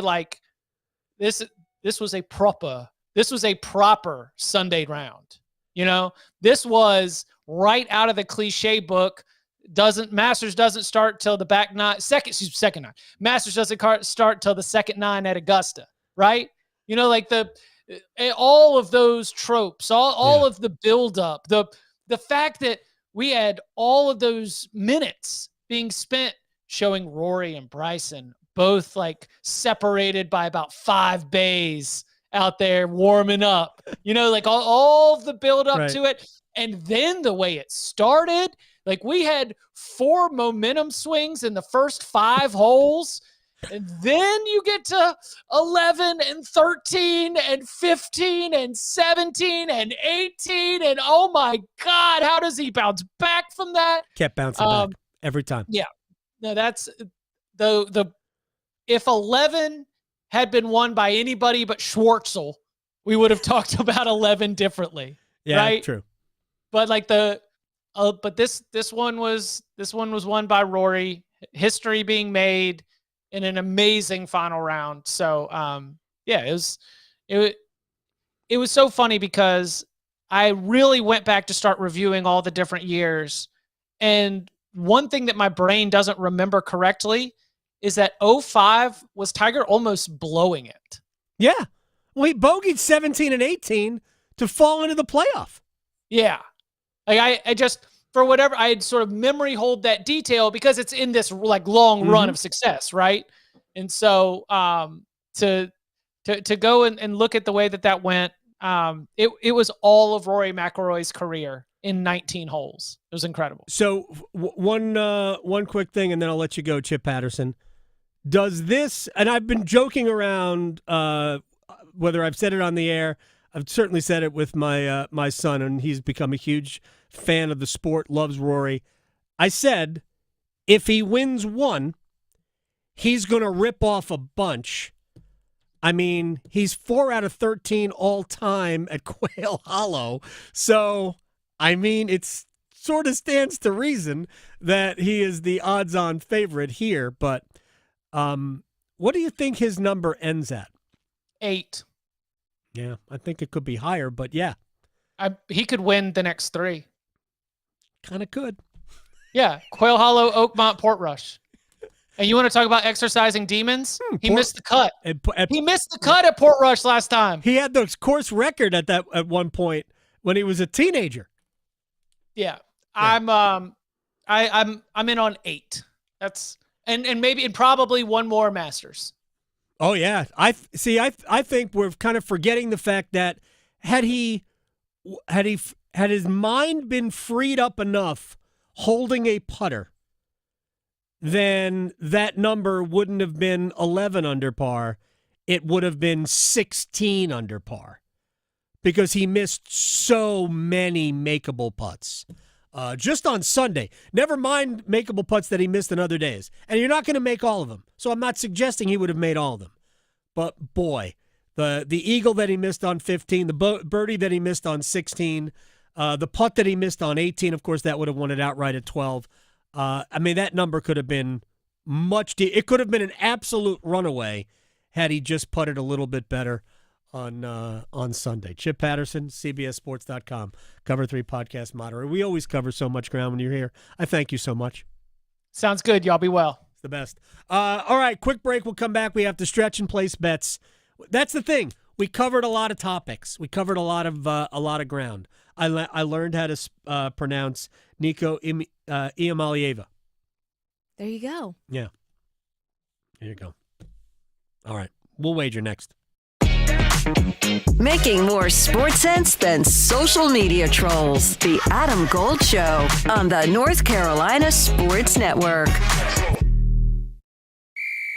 The Body Armor State Games are coming to Greensboro this June. Registration is open to athletes of all ages and skill levels in 20 different sports. The Body Armor State Games feature 11,000 athletes and 600 teams. Don't miss out on North Carolina's largest sports festival of the year. Visit bodyarmorstategames.org today. That's bodyarmorstategames.org. The Body Armor State Games are proud to partner with Truist, Lowe's Foods, and Blue Cross and Blue Shield of North Carolina.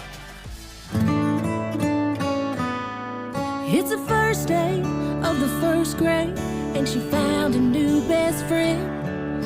It's a laid-back Sunday afternoon, you wish would never end. The homemade taste of Bluebell and good friends gathered round. The good old days are being made right now. Chocolate lovers are going absolutely bananas over our new Bluebell Banana Fudge. Rich milk chocolate ice cream swirled with a scrumptious banana-flavored ice cream. Your favorite banana fudge bar, now in a carton. The good old days are being made right now. The good old days are being made right now.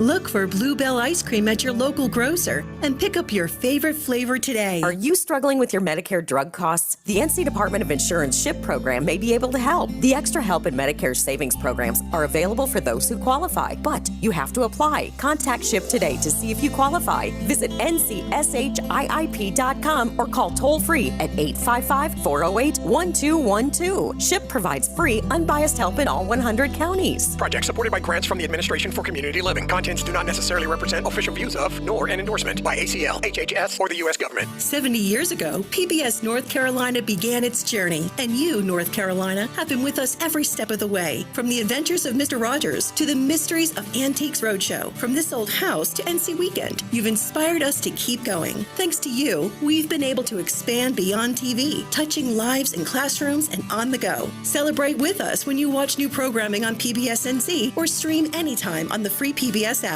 Learn more about PBS North Carolina at pbsnc.org. Every day, people battling addiction suffer in silence. Because of stigma, they fear judgment. They fear being labeled, and too often, they don't get the help they need. But you can help change that. Join the Governor's Institute and be a superhero in the overdose battle campaign. Learn how to break the stigma, support those in need, and save lives. Visit governorsinstitute.org/superhero to get involved. Be a hero, fight stigma, save a life. Did you know that since you have public power, your electricity is operated and controlled by people in your community, not by a for-profit, investor-owned company? These local folks are directly accountable to you. They don't answer to shareholders. They make decisions for the good of your community. What's more, your public power provider invests in your community, providing jobs and supporting your local economy. Local people working together to meet local needs. That's public power. Learn more at electricities.com. Are you living your best life? Do you know AARP North Carolina is working to make communities great for all ages? Help workers find easier ways to save, improve healthcare quality and access, and to protect important programs like Social Security and Medicare. Learn more about all that AARP is doing to help people of all ages by listening to AARP Without Limits. You can find the latest episodes of AARP Without Limits wherever you listen to your podcasts. This is Adam Gold. Did you see what Duke is paying the quarterback that they pulled out of the portal from Tulane? Oh, no. Oh, yeah. 2-year deal, $4 million per. Oh, wow. Per. So. Do they want a quarterback named Victoria? The Adam Gold Show.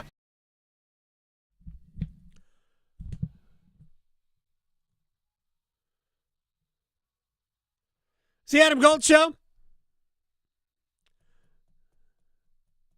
The one and only Victoria with all the underscores producing the program. Extra for good measure. In all ways. In all ways. All right, we're going to place bets in a moment, but first we have to limber up. Okay, well, we haven't talked about Bill Belichick's girlfriend yet today, so why not let's bring that up again? Okay, I'm here for that. Let's go. Because if you were a Patriots fan, I guess I didn't realize that he had so many catchphrases that he's owning as his. So the New England Patriots own phrases of Bill's such as do your job, ignore the noise, no days off, etc., etc. Right. So now Jordan, Bill Belichick's girlfriend, wants to trademark them, just like Taylor Swift did. I'm sure she does. Yeah. And she wants to do it just like Taylor Swift did by, if you are a Tay-Tay fan, then you know that she redid some of her old albums, and now after the classic songs that were already hits, she puts in parentheses Taylor's version. Right. Well, now Jordan wants to have Bill's version. Interesting.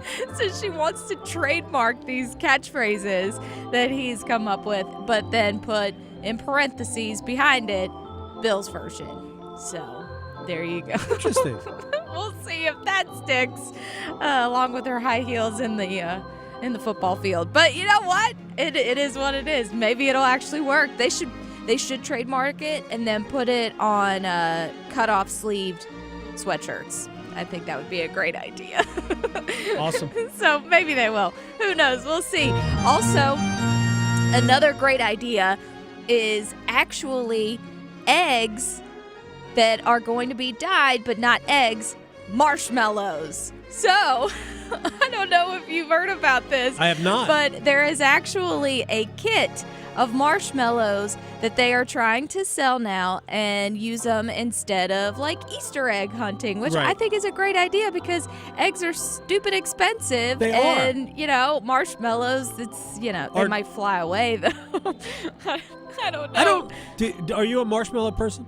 I like them in s'mores, but... I actually like the chocolate and the graham cracker without the marshmallow. Oh, yeah? I don't need the marshmallow. Yeah? I will do a roasted marshmallow. Mm-hmm. That's it. Oh, okay. Right? That's and it. I'll do one of those, and you're I'm good. done. Yeah. If marshmallows as an entity did not exist, You would be fine. 100% fine. Yeah. So you're not putting them in hot chocolate or anything No, like that. why would I? I don't want I to ruin know. hot chocolate. I know. Look at that floating thing in there. No, we don't need all that. But yeah, that's probably the extent of when I use marshmallows. Because, we are not a show for peeps either. So peeps No. you can keep those. But Jet Puff. But people eat those? Oh, yeah. Big time. Big time. For sure. I mean, they keep selling them, so I imagine people are buying them. But Jet Puffed is the one that is coming out with these marshmallows, and they're trying to make it all cute and convenient by making kits at Walmart that you can buy. Right. And they're $2 each, and it's like the dip and decorate kit that you used to have as kids. Like I grew up where you had those plastic cups that you would put the dye in, and then you put the eggs in there with the little wire, whatever that is, that never held the thing. But yeah, the egg. But yeah, so you could get those, and they even have little decorating pens and all this stuff. Yeah, so the marshmallows are the same size as eggs. The kids will never know, except they will know. Marshmallows can't be as easy to write on. Yeah, I know.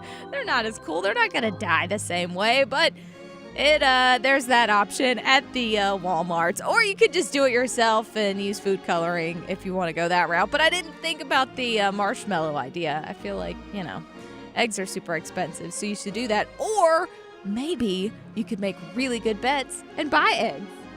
Place your bets. Place your bets. Here we are. I bet you slice into the woods $100. Gambling is illegal in Bushwood, sir, and I never slide. Okay, you can owe me. I owe you nothing. Have I told you that I went through a drive-thru recently where they charged you an extra 50 cents per egg? Oh, no. Yeah. I did not know. It's not listed on the menu. I won't say where. Right. So, wasn't listed on the menu, but for every egg that was in your order. Wow. They charge you an extra 50 cents. Wow. Well, I'll put this place on blast, Waffle House. They're doing that. Are they? Yeah. I have not been, but they are charging currently more money if you want an omelette. So. I have never eaten at a Waffle House. Oh, wow. I'm not boycotting it. I just never have. Oh, man. We got to get Trevor Lawrence to come down here and take us all out to Waffle House. All right, fine. Trevor Lawrence wants to pay for it. I'm all in. Exactly. But my bets today, all on the ice, starting with Anaheim Ducks in Winnipeg taking on the Jets. I've got to go with the at-home Jets, but let's see. I'll take the over, because why not? Over 5.5 is plus 130. All right, we're going to start with the NBA play-in tournament. I was 1 for 2 yesterday. We got the Western Conference game. We didn't get the Eastern Conference game. We're going to just pick both winners here. I think the Bulls will win at home against the Heat. I think the Kings will win at home against the Mavericks. It's kind of sad. Both of these teams I thought really tried to tank, but they both got in. So if the Bulls and Kings each win, plus 160. Oh, okay. Next up, this is a pick'em game because it's the Red Wings versus the Devils in New Jersey. I'm leaning the Devils, but I don't want to pick them to win. So give me the Red Wings to win. And, I'll take the under 5.5. That's plus 245. All right. Kobe White's going to have a big game for the Bulls either way. Plus 390 if he scores 30 or more points. I think Kobe White goes for big numbers tonight for the Bulls.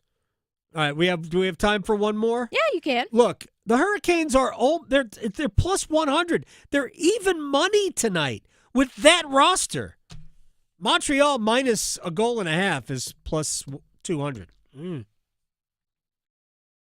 Questioning goalie interference calls since day one. The Adam Gold Show on the North Carolina Sports Network. At Bailey's, love not only sparkles, but it also gives back. Hi, I'm Marcy Bailey. Yes, we have high-quality certified diamonds that fit your budget. But did you know that when you say I do with an engagement ring from Bailey's, a donation is made to the food bank to help feed a local family of 4 for an entire month? Celebrate your love with Bailey's, where every diamond helps create a brighter future. Bailey's Fine Jewelry, voted the best place to buy your diamond. Wherever you go, whatever you do, score the confidence you need to start your journey with the power and exceptional capability of a new Ford F-150. With available smart tech like Pro Power on board, it's game on when F-150 is part of your team. For great offers and to learn more about a new Ford F-150, go to buyfordnow.com or see your Carolina Ford dealer today.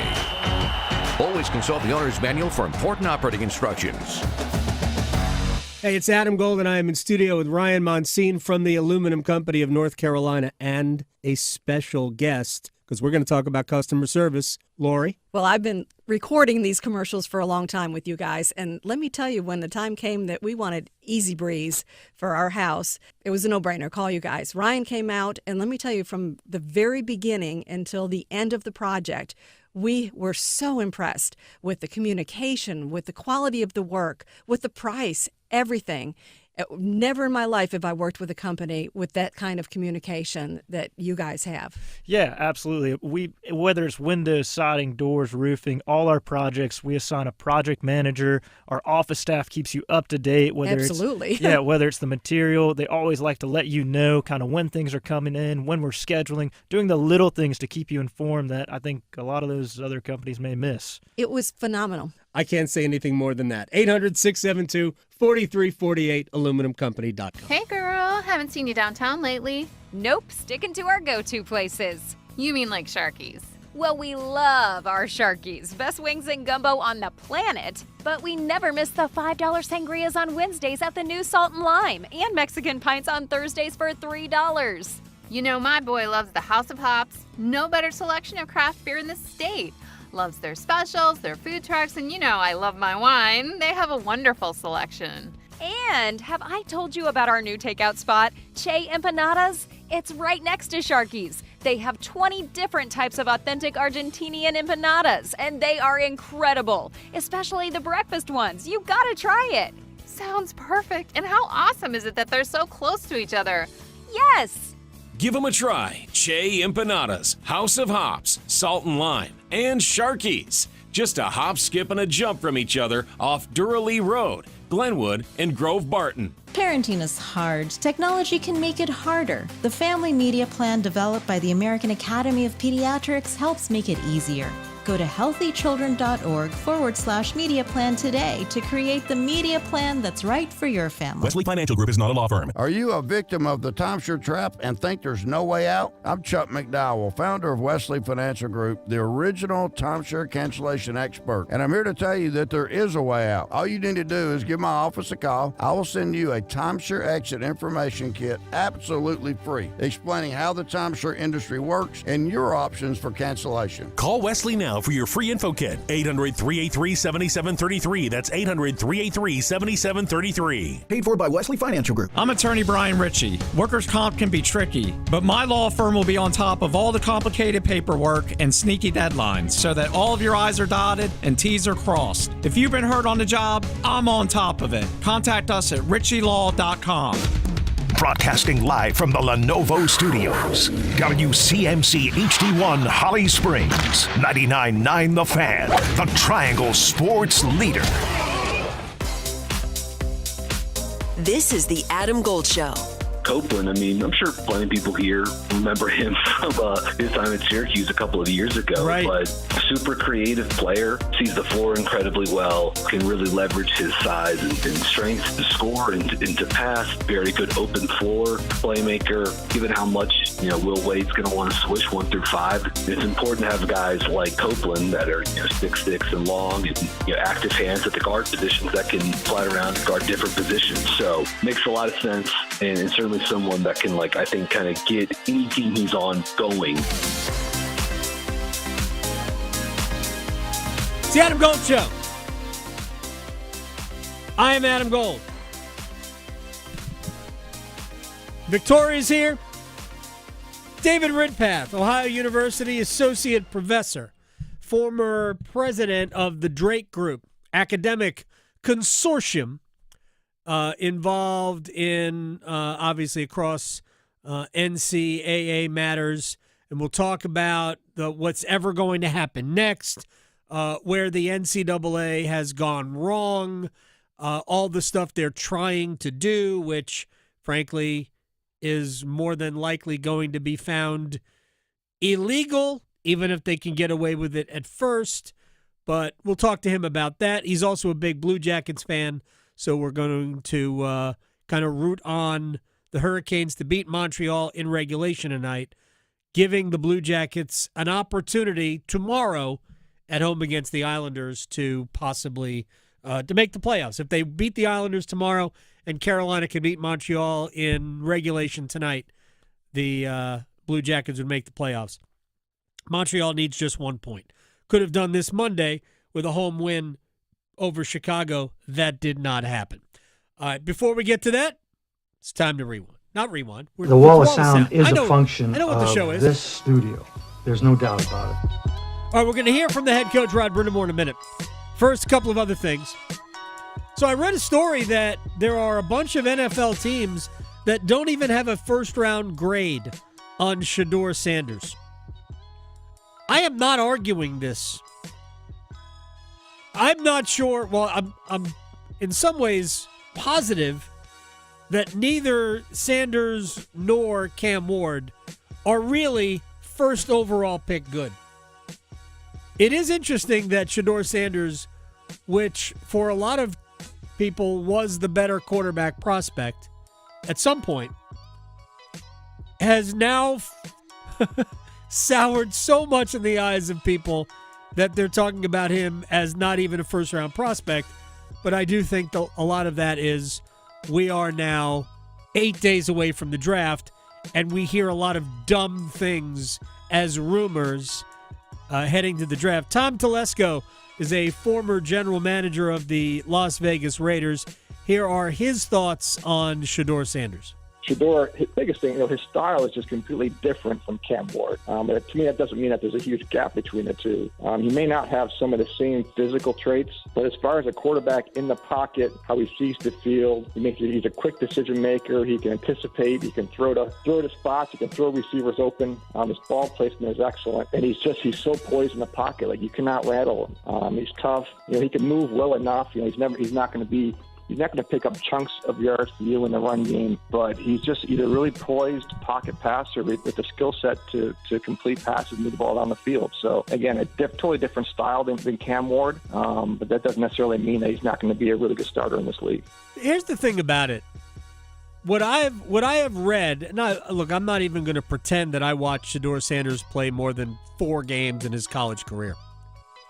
But what I have read about him is that he is a very accurate thrower. If he is an accurate thrower, and he's got a good arm, and he's a good athlete, and all, blah, blah, blah, he's a first-round pick.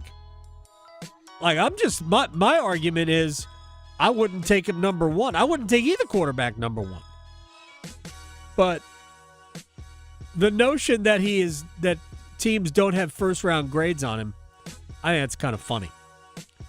Because if he's available at number 16, somebody who needs a quarterback is going to make sure that they draft him at number 16. He ain't falling to Pittsburgh at number 20, whatever. So that's going to be it's going to be interesting.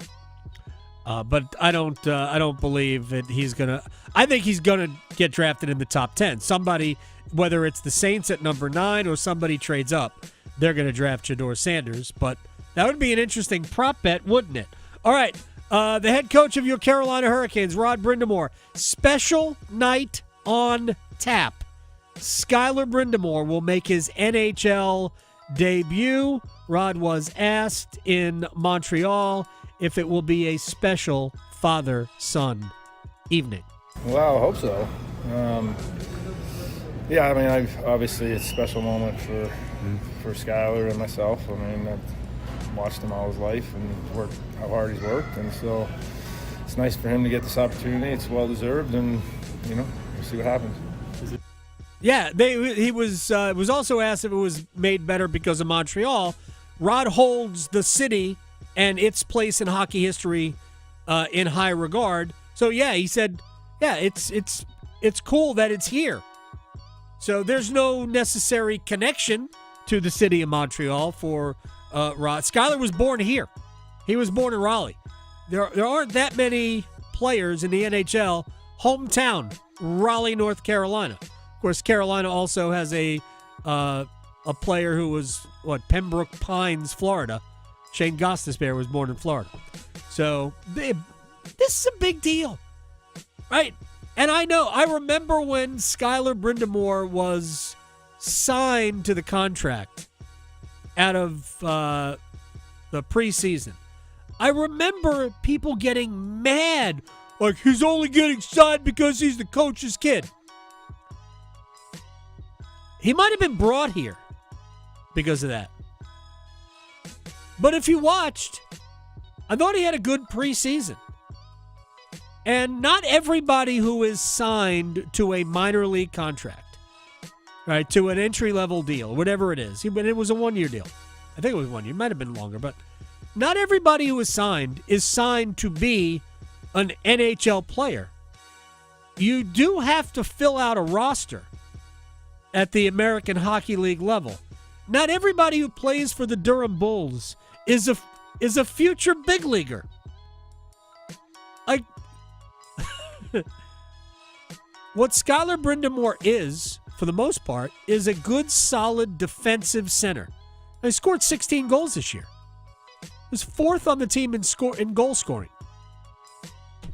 So I don't know. I don't know what his future is, but he's going to get a chance to play in the NHL for tonight and tomorrow night, and then we'll see what happens after that. But, man, I think it's just an absolute cool moment. Here's a moment that wasn't maybe so cool. So Nico Harrison is the general manager of the Dallas Mavericks. He is the guy who rubber-stamped the trade of Luka Doncic to the Lakers in exchange for Anthony Davis. And he had a press availability yesterday for the first time since making brief remarks the day after the trade deadline when everybody's head was swimming. This was the first time. That's been a minute. So, but here's the rub. It was invitation only, and there were no cameras allowed. Incredible. Myron Metcalf from ESPN Radio last night about it. Does he think he's the general manager of a team on 2K? Like, what are you doing? You just made maybe the worst trade in sports history. You can't run from the accountability. Right. Like, how does this help Nico? Now you're going to say, okay, that was taken out of context because people don't have the opportunity to record or to take video. So I just think Nico's getting some really bad advice in terms of how he's handling this. You make the decision. I think he made it out of spite. I think he wanted to prove that he was the big man on campus, not Luka, and that's always a bad decision. But now you're not going to allow people to record a meeting, no cameras. It's only going to hurt his legacy because he can't run from what he did. I think Nico comes out of this particular moment looking like a coward. How do you make a bad situation worse for 100, Alex? What are we doing? Look, whether or not the trade is defensible, I mean, he certainly defended it yesterday in the availability that was there. He basically said, over and over again, defense wins championships. Yeah, whatever. You were in the NBA Finals last year with Luka. You were there, and you didn't not win the NBA Finals because Luka didn't do his job. Kyrie played a bad series. They got nothing out of Kyrie offensively. So funny. If you're going to have it, then just deal with it. People have a whole lot more respect for you if you just wear it. You don't even have to admit it was a bad trade. Even if it was. Maybe the worst trade ever. I don't know. We'll see how far the Lakers go. By the way, the Dallas Mavericks had the last 20 games of the season last year had the best defense in the NBA. I'm just saying. Again, that doesn't make your defense good. Circumstance can have a lot to do with that. But defensively, the Mavericks as a team had the best defense in the league the last 20 games of the regular season last year. All right, when we come back, David Ridpath from Ohio University on what's next after House versus the NCAA is eventually accepted. Next. Talking sports so you don't have to pretend to know stuff. The Adam Gold Show on the North Carolina Sports Network. Tonight's forecast calls for Hurricanes hockey. Svechnikov, tick-tack, tied in Carolina on the man advantage. Storm Watch with Adam Gold at 6:30. Puck drop at 7. Save it, rebound! Game over! Sebastian Aho gives Carolina a 4-3 win in overtime. On your exclusive home for the Carolina Hurricanes, 99.9 The Fan.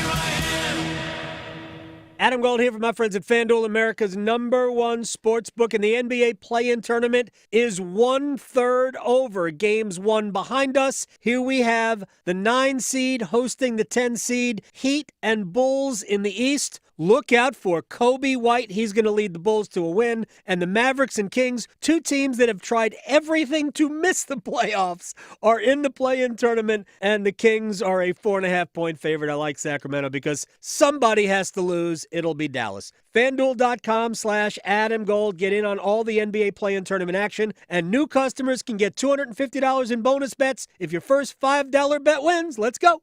21 and over and present in North Carolina. First online real money wager only. $5 first deposit required. Bonuses issued as non-withdrawable bonus bets, which expire 7 days after receipt. Restrictions apply. See terms at sportsbook.fanduel.com. Gambling problem? Call 877-718-5543 or visit morethanagame.nc.gov. Cars, cool people, good time. America's favorite car show is back. The Good Guys 10th Griot's Garage North Carolina Nationals presented by Trimmett. This Friday and Saturday at the North Carolina State Fairgrounds in Raleigh. Cruise on out and see over 1,500 of the Southeast's finest hot rods, muscle cars, and trick trucks. Autocross racing, a Saturday night demolition derby, vendor midway, live entertainment, and more. This Friday and Saturday at the North Carolina State Fairgrounds. Details at good-guys.com. Need CPAP supplies fast? I'm Brandon Giggling, president of Parkway Sleep Health Centers, and we are the Triangle's top sleep provider, offering quick access to the equipment you need for better sleep. Get the right supplies right when you need them. With over 20 years of experience, our expert team is here to help you sleep better, sooner. Discover why so many trust Parkway Sleep Health Centers for better sleep. Visit parkwaysleep.com now and start your journey to a healthier night's sleep. Parkway Sleep Health Centers. Sound sleep. Sound health. Are your monthly bills keeping you up at night, wondering how you got so behind? Hey, I'm Roger Moore, CEO of Loan Pronto. I get it. Life is expensive now. Insurance, groceries, cars. And then there's the credit card debt with those obscene interest rates. It's time to regain your financial freedom. And that's what we offer at Loan Pronto, using the power of the equity in your home. We have multiple ways to get you the cash you need, and most clients close in 2 weeks or less, and many don't even require an appraisal. And listen, rates have been plummeting recently. We just locked a homeowner in with an APR in the low fives, saving her over $1,000 per month, and put $10,000 in her pocket. Life-changing money. Whether you're drowning in debt, have a nosebleed rate you got last year, need home improvements, or simply need cash in your pocket, we can help you accomplish this goal in record time. Call us today and get started with no hard credit pull, just a conversation. LoanPronto.com, 919-381-1760. LoanPronto.com. That's LoanPronto.com. Equal Housing Lender, NMLS 1661781, subject to lender approval, NMLSConsumerAccess.org. Bring spring to your door with Target Circle 360. Get all you need for Easter hosting, spring get-togethers, and more with unlimited same-day delivery through Target Circle 360. From Easter basket goodies to fresh florals, getting everything the same day is easy. Open the Target app and bring the magic of the season to your door with unlimited same-day delivery through Target Circle 360. Visit target.com/circle or the Target app for more details. Subscription required. Same-day delivery is subject to terms. Applies to orders over $35. One Adam. Gold. One Adam. Gold. So I was reading an article about the 10 oddest Guinness World Records, and the thing that caught my eye was most skips by a cat in 1 minute. This woman has a jump rope and is skipping with her cat. Okay, I have got a cat, and let me just tell you, the skipping alone would cause this, but swinging a jump rope anywhere near my sweet kitty Carol, she'd be gone for like 5 days. The Adam Gold Show.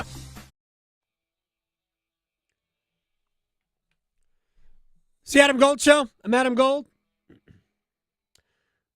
Tonight, the Carolina Hurricanes will try to help give the Columbus Blue Jackets an opportunity to make the playoffs. If Carolina can beat Montreal in regulation today, it will be on the Blue Jackets' racket tomorrow night at home to the Islanders. A win then, in regulation, by the way, would have to be in regulation, would send the Blue Jackets into the playoffs as the 8th seed, the 4th seed in the Metropolitan side of the playoffs. And we are rooting for that because our next guest, David Ridpath, Dr. David Ridpath, professor, sports business at Ohio University, past president of the Drake Group, is joining us on the Adam Gold Show. And he's a huge Blue Jackets fan. And I am rooting for you hard tonight, more than I am rooting for the Hurricanes tonight, sir. How are you? Well, Adam, thank you. And it's just so great as a fan to be in the mix in the playoffs after so many years of mediocrity. And what this team has accomplished after the Gaudreau tragedy and everything is nothing less than amazing. So even to be having a sniff of a chance, we're all excited about it. We know that the Hurricanes are bringing some AHL players tonight, and hopefully they'll play over their heads. But we're all praying for a Carolina victory, and that hopefully the Blue Jackets can bring it home tomorrow night against the Islanders. There's Brindamore is starting at center, so it's not Rod Brindamore, but it is a Brindamore. So maybe that'll have some good positive mojo. So last Monday, Judge Claudia Wilkin, she was never going to rule. She said it, at the very beginning of the hearing, that we thought she would rule the next day, but the next day she said, I'm giving you guys a week to make some changes to the agreement, the House versus the NCAA. The NCAA and the Power 5, I guess, said, no, we're not making any changes to at least part 1, which were roster sizes. That's the more emotional part of all of this, because there are going to be players who will have no place because roster limits, which don't really exist now, will be rigid. You can only have in football whatever the number is, 115 or whatever that number is going to be. Baseball will be, I think, 33 or 34. Where in baseball, probably, I think NC State has 40 players on their roster right now. So even though more scholarships would be available, there would be fewer players to fill those. And the NCAA said, no, we're not doing that. They made amendments to the other side, that the other area that she wanted changed, which I think is less significant. What happens now, do you think, as we get further into this process? It's hard to say. For me, probably like many people, we've been a little surprised that the roster limits is such an issue that they aren't willing to look at least to grandfather. I think that should have been something thought out even during the settlement phase. I'm a little bit surprised that they wouldn't do it now, especially because Judge Wilkin specifically asked for it. I don't know, Adam, if that's going to delay or maybe change her way of thinking. I sincerely, I doubt it. I think she's likely still going to approve the settlement. And then after that, then I think it's hard to say what is going to happen, because I can tell you that lawyers are gearing up, because obviously the revenue share is not going to be equitably distributed. Mm-hmm. Title IX is still an issue that's out there that hasn't quite been decided on how it's going to work with regards to this settlement, and even how it's going to work with regards to name, image, and likeness. And then kind of the side part of this that hasn't really been talked about as much is part of the settlement is this new NIL clearinghouse where every deal over $600 is subject to scrutiny for fair market value, and I only see disaster in something like that. So there will be lawyers and lots more lawsuits. How about the backlog? Because I've thought about that too. We've got 1,100, actually I think maybe even a little bit more, of 1,100 NCAA member institutions. Now, even if we just focus on the, let's just say anywhere from 60 to 100 that are going to actually put forth, a whole, basically have enough money to be doling out to athletes. I mean, there's going to be how many? 10 to 20 per school? How are they going to judge all of those deals in an equitable amount of time? And who really determines what fair market value is? I think you've answered your own question. It's really whatever people want to pay you. I mean, there are people out there, Adam, probably amazingly think you and I are overpaid, right? But people are willing to pay us. Right? Those people are, in my case, those people are right. Probably my case too. And I'm being facetious, but look, college athletes have value, and to some people they have a lot of value. And it's going to be really difficult, I think, for anyone to be able to say this is fair market value. I think it will be challenged. Ultimately, I was asked by another reporter who said, nobody really knows where this is going to end up, right? And I said, well, probably nobody really knows, but I know where it should end up. And I think until we get to a position of true collective bargaining and unionization where athletes have an actual seat at the table. And I know it's complicated, but I think far more complicated things have been solved in our lifetimes. I think it can be done, but until that happens, I think that this is all ripe for legal challenges. If we want the litigation to end, and I'm going to guess that the NCAA, with their record in court, would love the litigation to end. They're looking for an antitrust exemption from Capitol Hill, which we can get to in a second. But if they really want the litigation to end, isn't the only way through collective bargaining? Absolutely, because that's the only way that you can avoid these antitrust issues. And it comes down to the core problem of are they students or are they employees? And technically they're being treated as employees, but we say they're students, but yet we restrict them more than other college students. And that's really the issue. And so collective bargaining, if the athletes would agree to, say, a one-time transfer exemption as a collective body, then yeah, that could work. Sure. Because it falls under it doesn't fall under antitrust scrutiny. The Congress could pass an antitrust exemption. I don't think that that's going to happen, but I also think too that even if Congress does pass something, although these times are a little bit different, remember those things can also be challenged in court. Right. And I think based on what I read, and first of all, I mean, I've been on record, there's no chance that this Congress, and even though I know people think it's more likely than not than any other Congress that this group would do it, I don't believe there's a chance that they will come to an agreement that will get enough that will pass the House, pass the Senate, and then or pass the House, then the Senate, vice versa. I don't think there's a chance they'll do that because I don't believe a bill will be agreed upon that the universities, that the NCAA will like. Yeah, I mean, I think you're exactly right. I actually got cut off there for a second, so I apologize. But I got the gist of your question is that I don't think that this Congress will do it. And if they don't do it this Congress, I don't think it will ever be done at the federal level. But I agree. I think that there's just so many other nuances and stuff. And you have some people on the Hill who are more in tune of these issues than not that I think can probably prevent something from happening. But look, I don't know if anybody really wants Congress to get involved. No. But if they do, we might end up with something that no one likes. So I think we better be careful about that. But sadly, people like Greg Sankey and others are putting all their eggs in that basket and thinking that Congress is going to give them that protection. But like I said, even if that's passed, Adam, it could be challenged in court and likely would be. Yeah, and again, like artificially restricting earnings, no matter what Congress does, if there isn't collective bargaining, artificially restricting earnings is just that's really all you need to know. I checked with an attorney about this.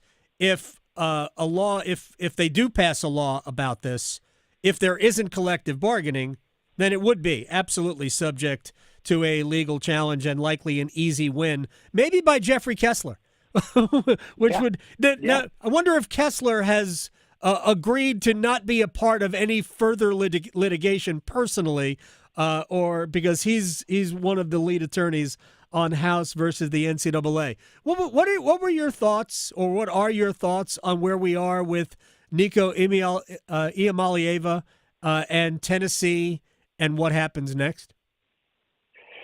Yeah, I think it's part of the evolution of what's going on. I mean, you and I both know that college sports has been corrupt for over a century, and many things were going on. It was not this educational utopia, before. We're just seeing a manifestation of things that were going on, and there were under the radar holdouts and stuff and things you didn't hear about. Parents talking to coaches saying, well, my kid's not going to come here unless he gets this much money.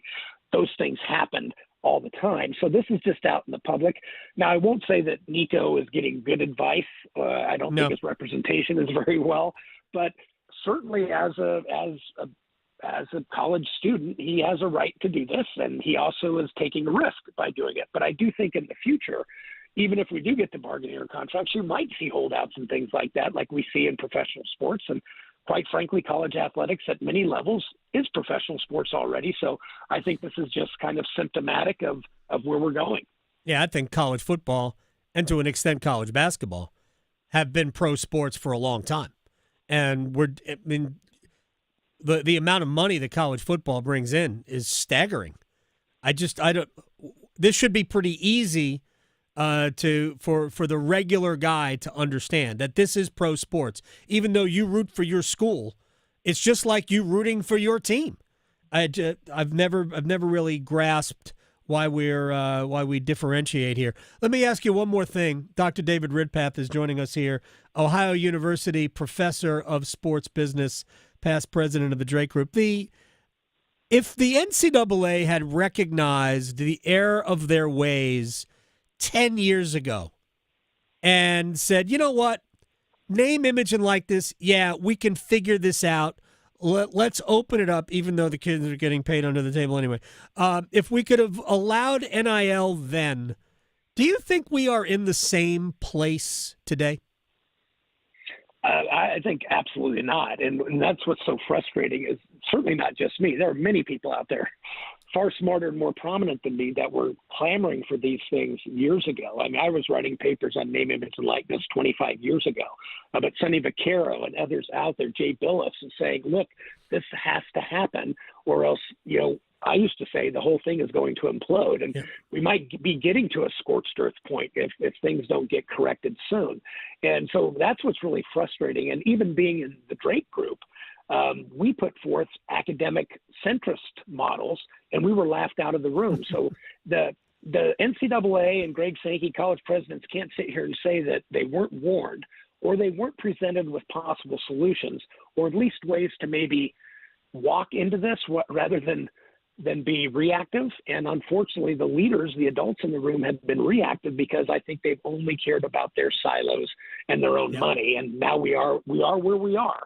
It could have been handled a lot better. Isn't it ironic that while they were screaming about making sure that athletes are treated just like regular students, they weren't treating the athletes just like regular students? It's the most hypocritical thing. And I would shout that from the rooftop on here, but they're students. I'm like, but you're not treating them as students. Right. You're treating them as employees. And you can't have it both ways, Adam. And this is just, again, symptomatic of what's happened and the arrogance and the lack of leadership. And we are where we are. But I back the athletes 100%. I'm not saying Nico did the right thing personally, but he has a right to do it, and I back him up for that. All right, you and I have to talk more about this. We'll at some point, Judge Claudia Wilkin will render a yay or nay on the House settlement. Dr. David Ridpath, Ohio University sports business professor at Dr. Ridpath on Twitter. Sir, good luck to your Hurricanes tonight. I appreciate it, Adam. Raise up, go Canes. All of Ohio is behind you tonight. Man, your timeline is great for Canes and Blue Jackets. Kumbaya. Thank you very much. I'll talk to you soon.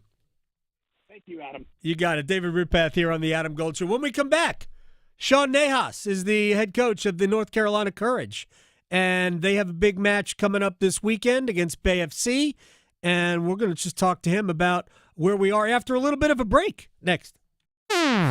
Chapel Hill to Charlotte, Greenville to Greensboro. Your sports, his state. The Adam Gold Show on the North Carolina Sports Network.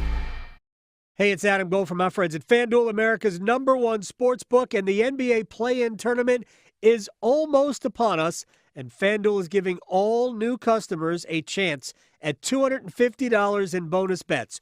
Join today, place your first $5 wager. If that wins, $250 of their money belongs to you. Three-pointers, steals, assists, whatever. FanDuel.com/AGS.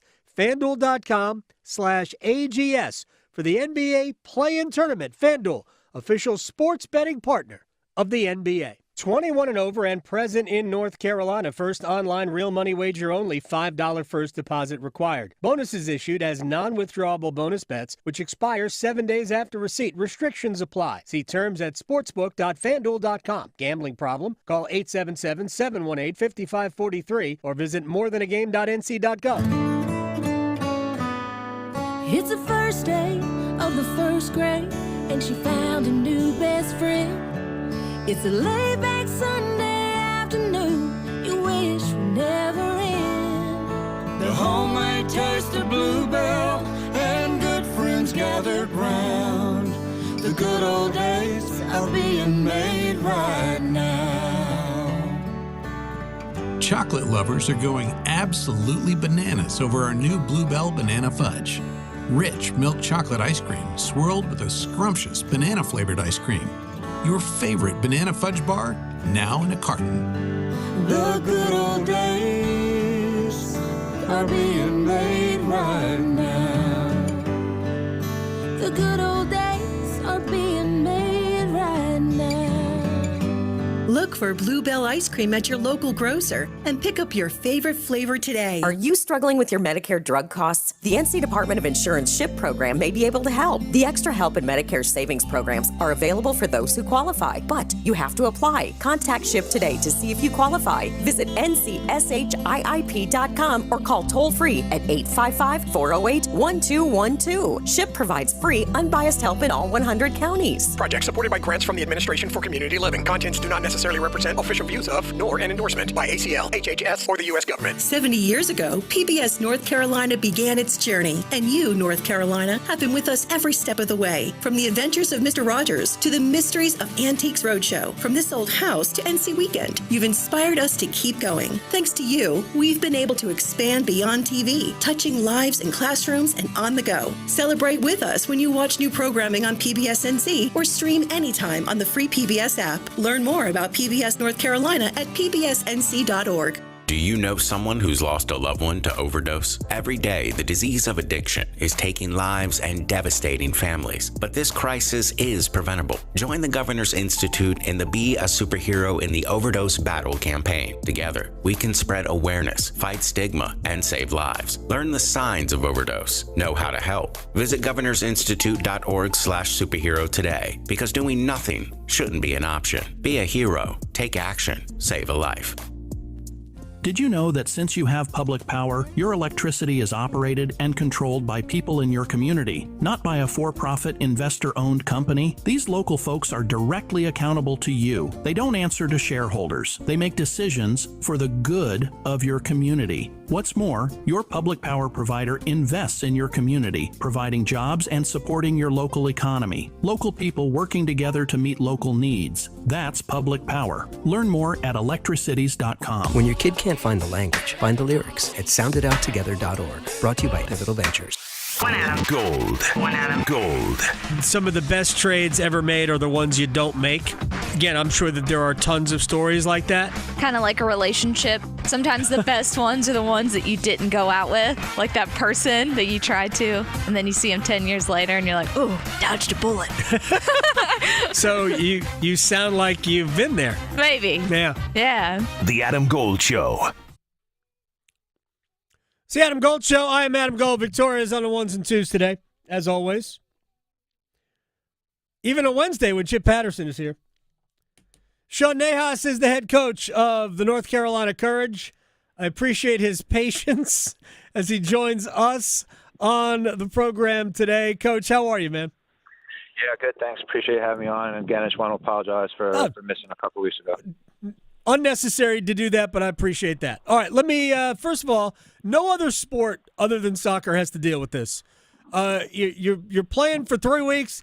Hey, we're going to shut it down for 2 weeks so some players can go play with their national teams. We don't ask baseball to do that. We don't ask football, American football. We don't ask basketball to do it, but we ask you to put up with that in soccer. How disruptive is that, especially early in a season? Yeah, it's really disruptive. And the thing is they're not traveling around the corner like Manaka had to go back to Japan for her camp, right? So, and now the thing is, like, back in the day, camps used to be like 7 days. Now they're 10 days, so they're ending in the middle of the week. You lose the continuity, and then I think the bigger disruption, the bigger problem is the league has games the weekend that they all get back rather than having that weekend off. Mm-hmm. So you put in players at risk, managing their minutes, or players go into their individual camps. They're not getting the minutes or load that we want. So now they come in underloaded, so their fitness levels drop. So and then just on top of missing out on what we're doing here. So it is a disruption, but we all have to cope with it. We all have to deal with it, and we push on the best. And that's why you have a roster built the way you do, so players can step in and fill in those needs. Sean Nahas, North Carolina Courage head coach. They will host Bay FC Saturday night. We're going to talk about a promotion in a minute. I know in the loss at Gotham, and you started the season with 3 out of your first 4 matches away from home. Brianna Pinto, who has been on this program before, she scored her first goal of the season. Obviously, she had an injury at the end of last year, which ended her season a little earlier than she and you probably would have liked. She's obviously all the way back. I've got some familiarity with her because her dad is my son's coach. So, obviously she looks good. What kind of player is she? Yeah, look, BP has come, a long way, and I think, she's really tidy on the ball. She has a great understanding. She's great in tight spaces, technically proficient, good in and around the goal, recognize spaces. I think with her, the biggest thing that we were always trying to have her improve on is just on the out of possession side, which she's done. And, she scored a great goal this past weekend coming in a tough situation. And I told her, and, I told the team as well, it was probably, she's trained really well and, she's fully back now, obviously, but, she probably warranted a start this past weekend. And it was just a decision that we made based on some things that we saw. But, I have a lot of respect for someone that still goes in, does their job and does it the way she did. And I think, her time is going to come soon. So, yeah, she's a great player, and we look to have some great things from her this season. I want to go back to the international part because I know the USA games were on television. I watched part. I'm trying to think which of the. Well, I guess one of the games against Brazil I watched. When you watch these games, are you watching just to watch as a fan, or are you seeing because I saw Jayden Shaw on. Late on, and I think it was the second game against Brazil. When you watch her, are you watching to see how she's playing or just that she's playing? How are you watching these games? It's a combination of the two. Obviously, I know a bunch of the players on the team, so I'm just obviously looking to support Emma and what she's doing, and and build on the program back to where we want it to be. But when you're watching your own players, it's tough because you're not sure what's being asked of them in those environments. So. You're just looking to see, how they react to things, their tendencies. One, are they healthy? And managing that way, but also just to show support. I mean, she's one of our players, so I always reach out to the players before the game, regardless of what country they're from, wishing them good luck. And but yeah, I'm watching it both. One as a fan to see, but two, making sure that there's no things that I see that I can help her with when she gets back in. What's funny is that former Courage player Crystal Dunn played a different position with the national team than she played with the Courage. How do you deal with those types of situations? Yeah, Crystal is unique because you could put Crystal anywhere and she's gonna be just fine. Yeah, it's tough because, you're trying to, at the end of the day, you develop the players the best you can in those individual roles. But when Crystal was with the national team with us, the roles that she was being asked to play here with us sort of helped her with the national team from an attacking sense. Crystal's a phenomenon, right? She's a different level. So her qualities, but because of her ability to attack forward, when Jill had the national team, they put her deeper because of those qualities, the ability to attack going forward. So, it helped her, I think, in both ways. But at the end of the day, you talk to players at that level, they just want to be on the field to help their team. And Crystal was happy to do that. I always felt she was better higher up the field, and I think she does too.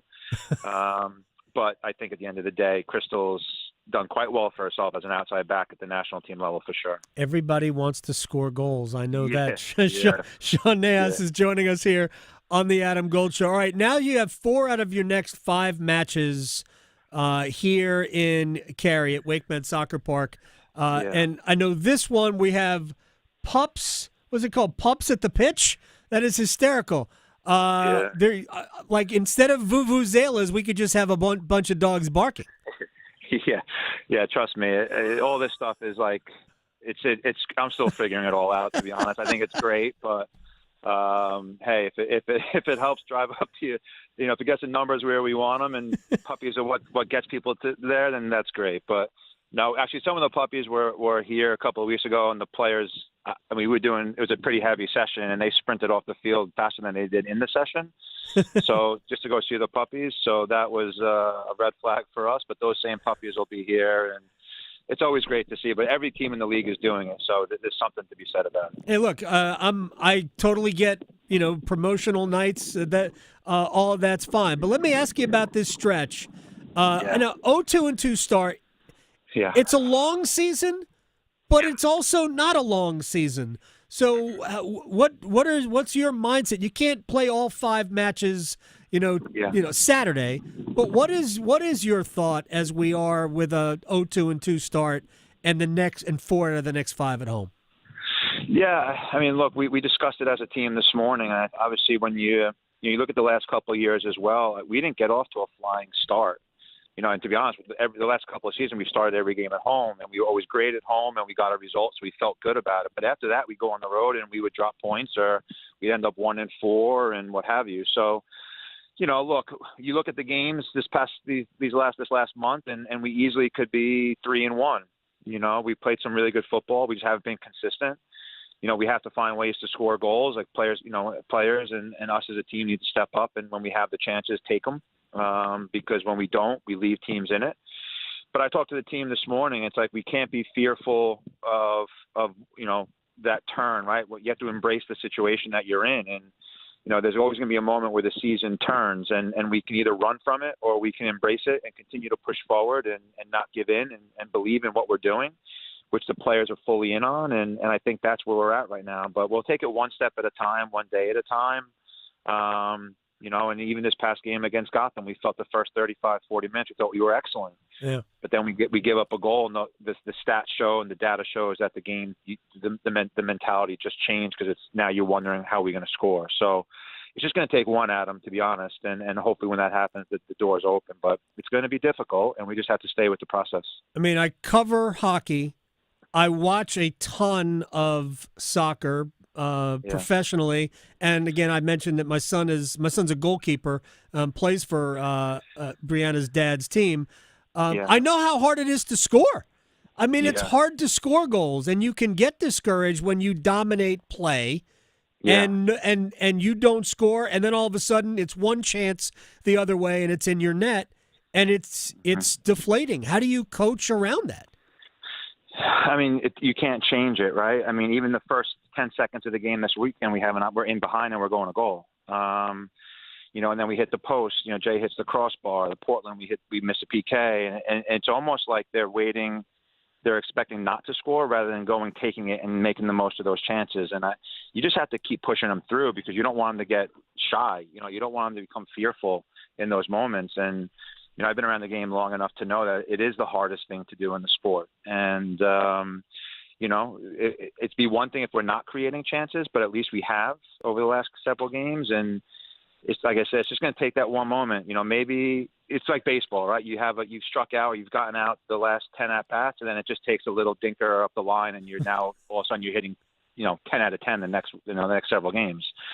It's no different in football, and you just have to wait for that moment to come. Sean Nahas, it's what Alexander Isak is going to get. Somebody's going to buy him for $150 million exactly from Newcastle because he can score goals. Sean Nahas, North Carolina Courage head coach. Good luck with the game, with the match on Saturday against Bay FC, and good luck negotiating. Watch where you step on Saturday night. Trust me. Wait, if I need a break, I might pull a dog onto the field and let them run so they have to stop the game.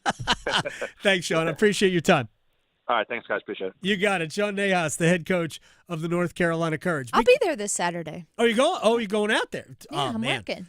Okay. That's very cool. We'll be set up. 99.9 The Fan will be set up out there. Will we? Mm-hmm. From 5 to 7. We have an icon. I know. We're fancy. Side panels that say North Carolina Courage. I've become an enormous fan of soccer. I think a lot of it is because I watch my son play, and I know how into it he is. I think I am more into the pro game, watching the pro game, than he is, but he surprises me by all the stuff that he knows when I don't think he's watching. But he consumes all of it. We got to get out to a Courage game. The soccer tournament's coming back. Obviously, they're going to be here for a long time. It's getting bigger and better. The women's field has expanded this year. Still playing for $1 million. It's going to be an absolute blast again. Yeah. Going to spend a ton of time out there. And you learned over the years to prepare yourself for hot seats. Because I feel like the first year. So You may have fried yourself like an egg. Here's the thing. For people who are listening who are local, and if you're not, if you're out in the mountains or if you're at the beach and you love soccer, TST, the soccer tournament, is super fun. It is so cool. It is a festival of the beautiful game. And the game itself is faster. I'm not saying we know how long it's going to take because we don't.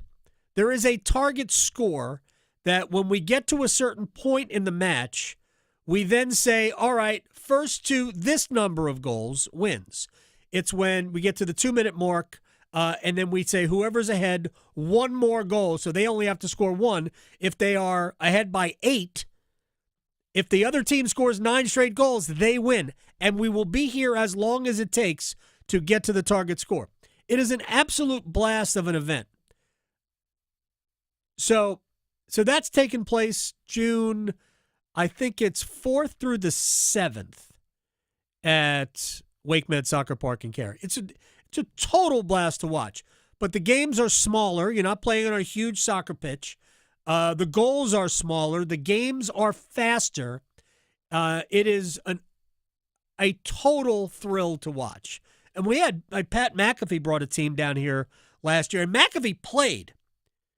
Yes. And he's actually pretty good. Yeah. J.J. Watt played last year. He wasn't very good. Right. But it Big, doesn't matter. but not very good. Gigantic. Yeah. But it doesn't matter. It was so much fun to see these guys try. Chad Ochocinco played for, I don't know if, I think he had his own team or maybe he played for FC Cincinnati. So, or the Natty, whatever he was playing for. But he loves the sport and tries hard and isn't bad. He's better than J.J. Watt. But is obviously not pro-level good, but he loves the game. It is such a blast to check out. So I encourage you to do that. Just getting back to the seat thing. So in the first year of it, the first 3 days or maybe 2 days of the soccer tournament, it was pretty cool. Like it was in the 60s. Bless your heart, man. It was awesome. Right. And then day 3 hit. Mm-hmm. And it was like 89. Surface of the sun. And it's not the metal seats, the plastic seats. Oh, it's like sitting in cast iron. It was so hot. Could not do it. I was more prepared this past year and brought something to put under me. Yes. When you sit on the plastic seats. Good idea. It's not the metal seats, it's the plastic seats that will get you. Which I think people underestimate because my brain would think metal seats. Yes. No, yeah. No. It's the tricky. problem was the plastic seats. Yeah. Ooh, it was hot. Right. It was hot. And then you sweat so much you slide off the plastic seat. Oh, my gosh. But it was a blast. We watched a bunch of matches last year. I was out there a fair amount, and I'll be out there a fair amount again this year. It's just such a good time. So, yes, encouraging all to go check out the soccer tournament. Should we rewind? All right, Brendan Marks from The Athletic joined us earlier, and here's what we've talked a lot about North Carolina's editions and NC State's editions. We hadn't really got to Duke. We did find out, and I don't know if it is involved in this clip here. We did find out that Cooper Flagg, who hasn't declared yet, but we know is going, number 1 overall. Con Knipple made it official today. He is going to the draft. We assume Kaman Malawach will also go. So for Brendan Marks, the decisions coming up with Proctor, Foster, Evans, etc., and anybody else as we sit here today. Yeah, so, obviously you mentioned there's a lot of guys who are definitely going to be out the door, starting with those 3, likely, if not guaranteed, lottery picks, and Cooper Flagg, Con Knipple, and Kaman Malawach. Over commercial break, Con Knipple actually made it official. He's going to the NBA draft. So there you go. Good. There you go. Our draft expert has him top 5. I'd be surprised if he didn't go top 10. Lottery is an absolute worst-case scenario. But, yeah, as far as those other decisions, my understanding, I would be very surprised if Tyrese Proctor is back. It's the guy who came in with, first-round buzz, reclassifying out of Australia, became a real knockdown three-point shooter this year, has been a solid point-of-attack defender, has obviously proven that he can be a playmaker.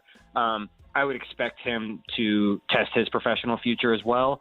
The two who are most interesting to me are Caleb Foster and Isaiah Evans, and especially Isaiah Evans of those two. Yeah. I think what John Shire did with Caleb Foster and sort of resuscitating him the second half of the season, I thought he played actually really well in the first half of the Houston game, and quite frankly, I think he deserved a little bit more burn than he got in the second half of that game. Yeah.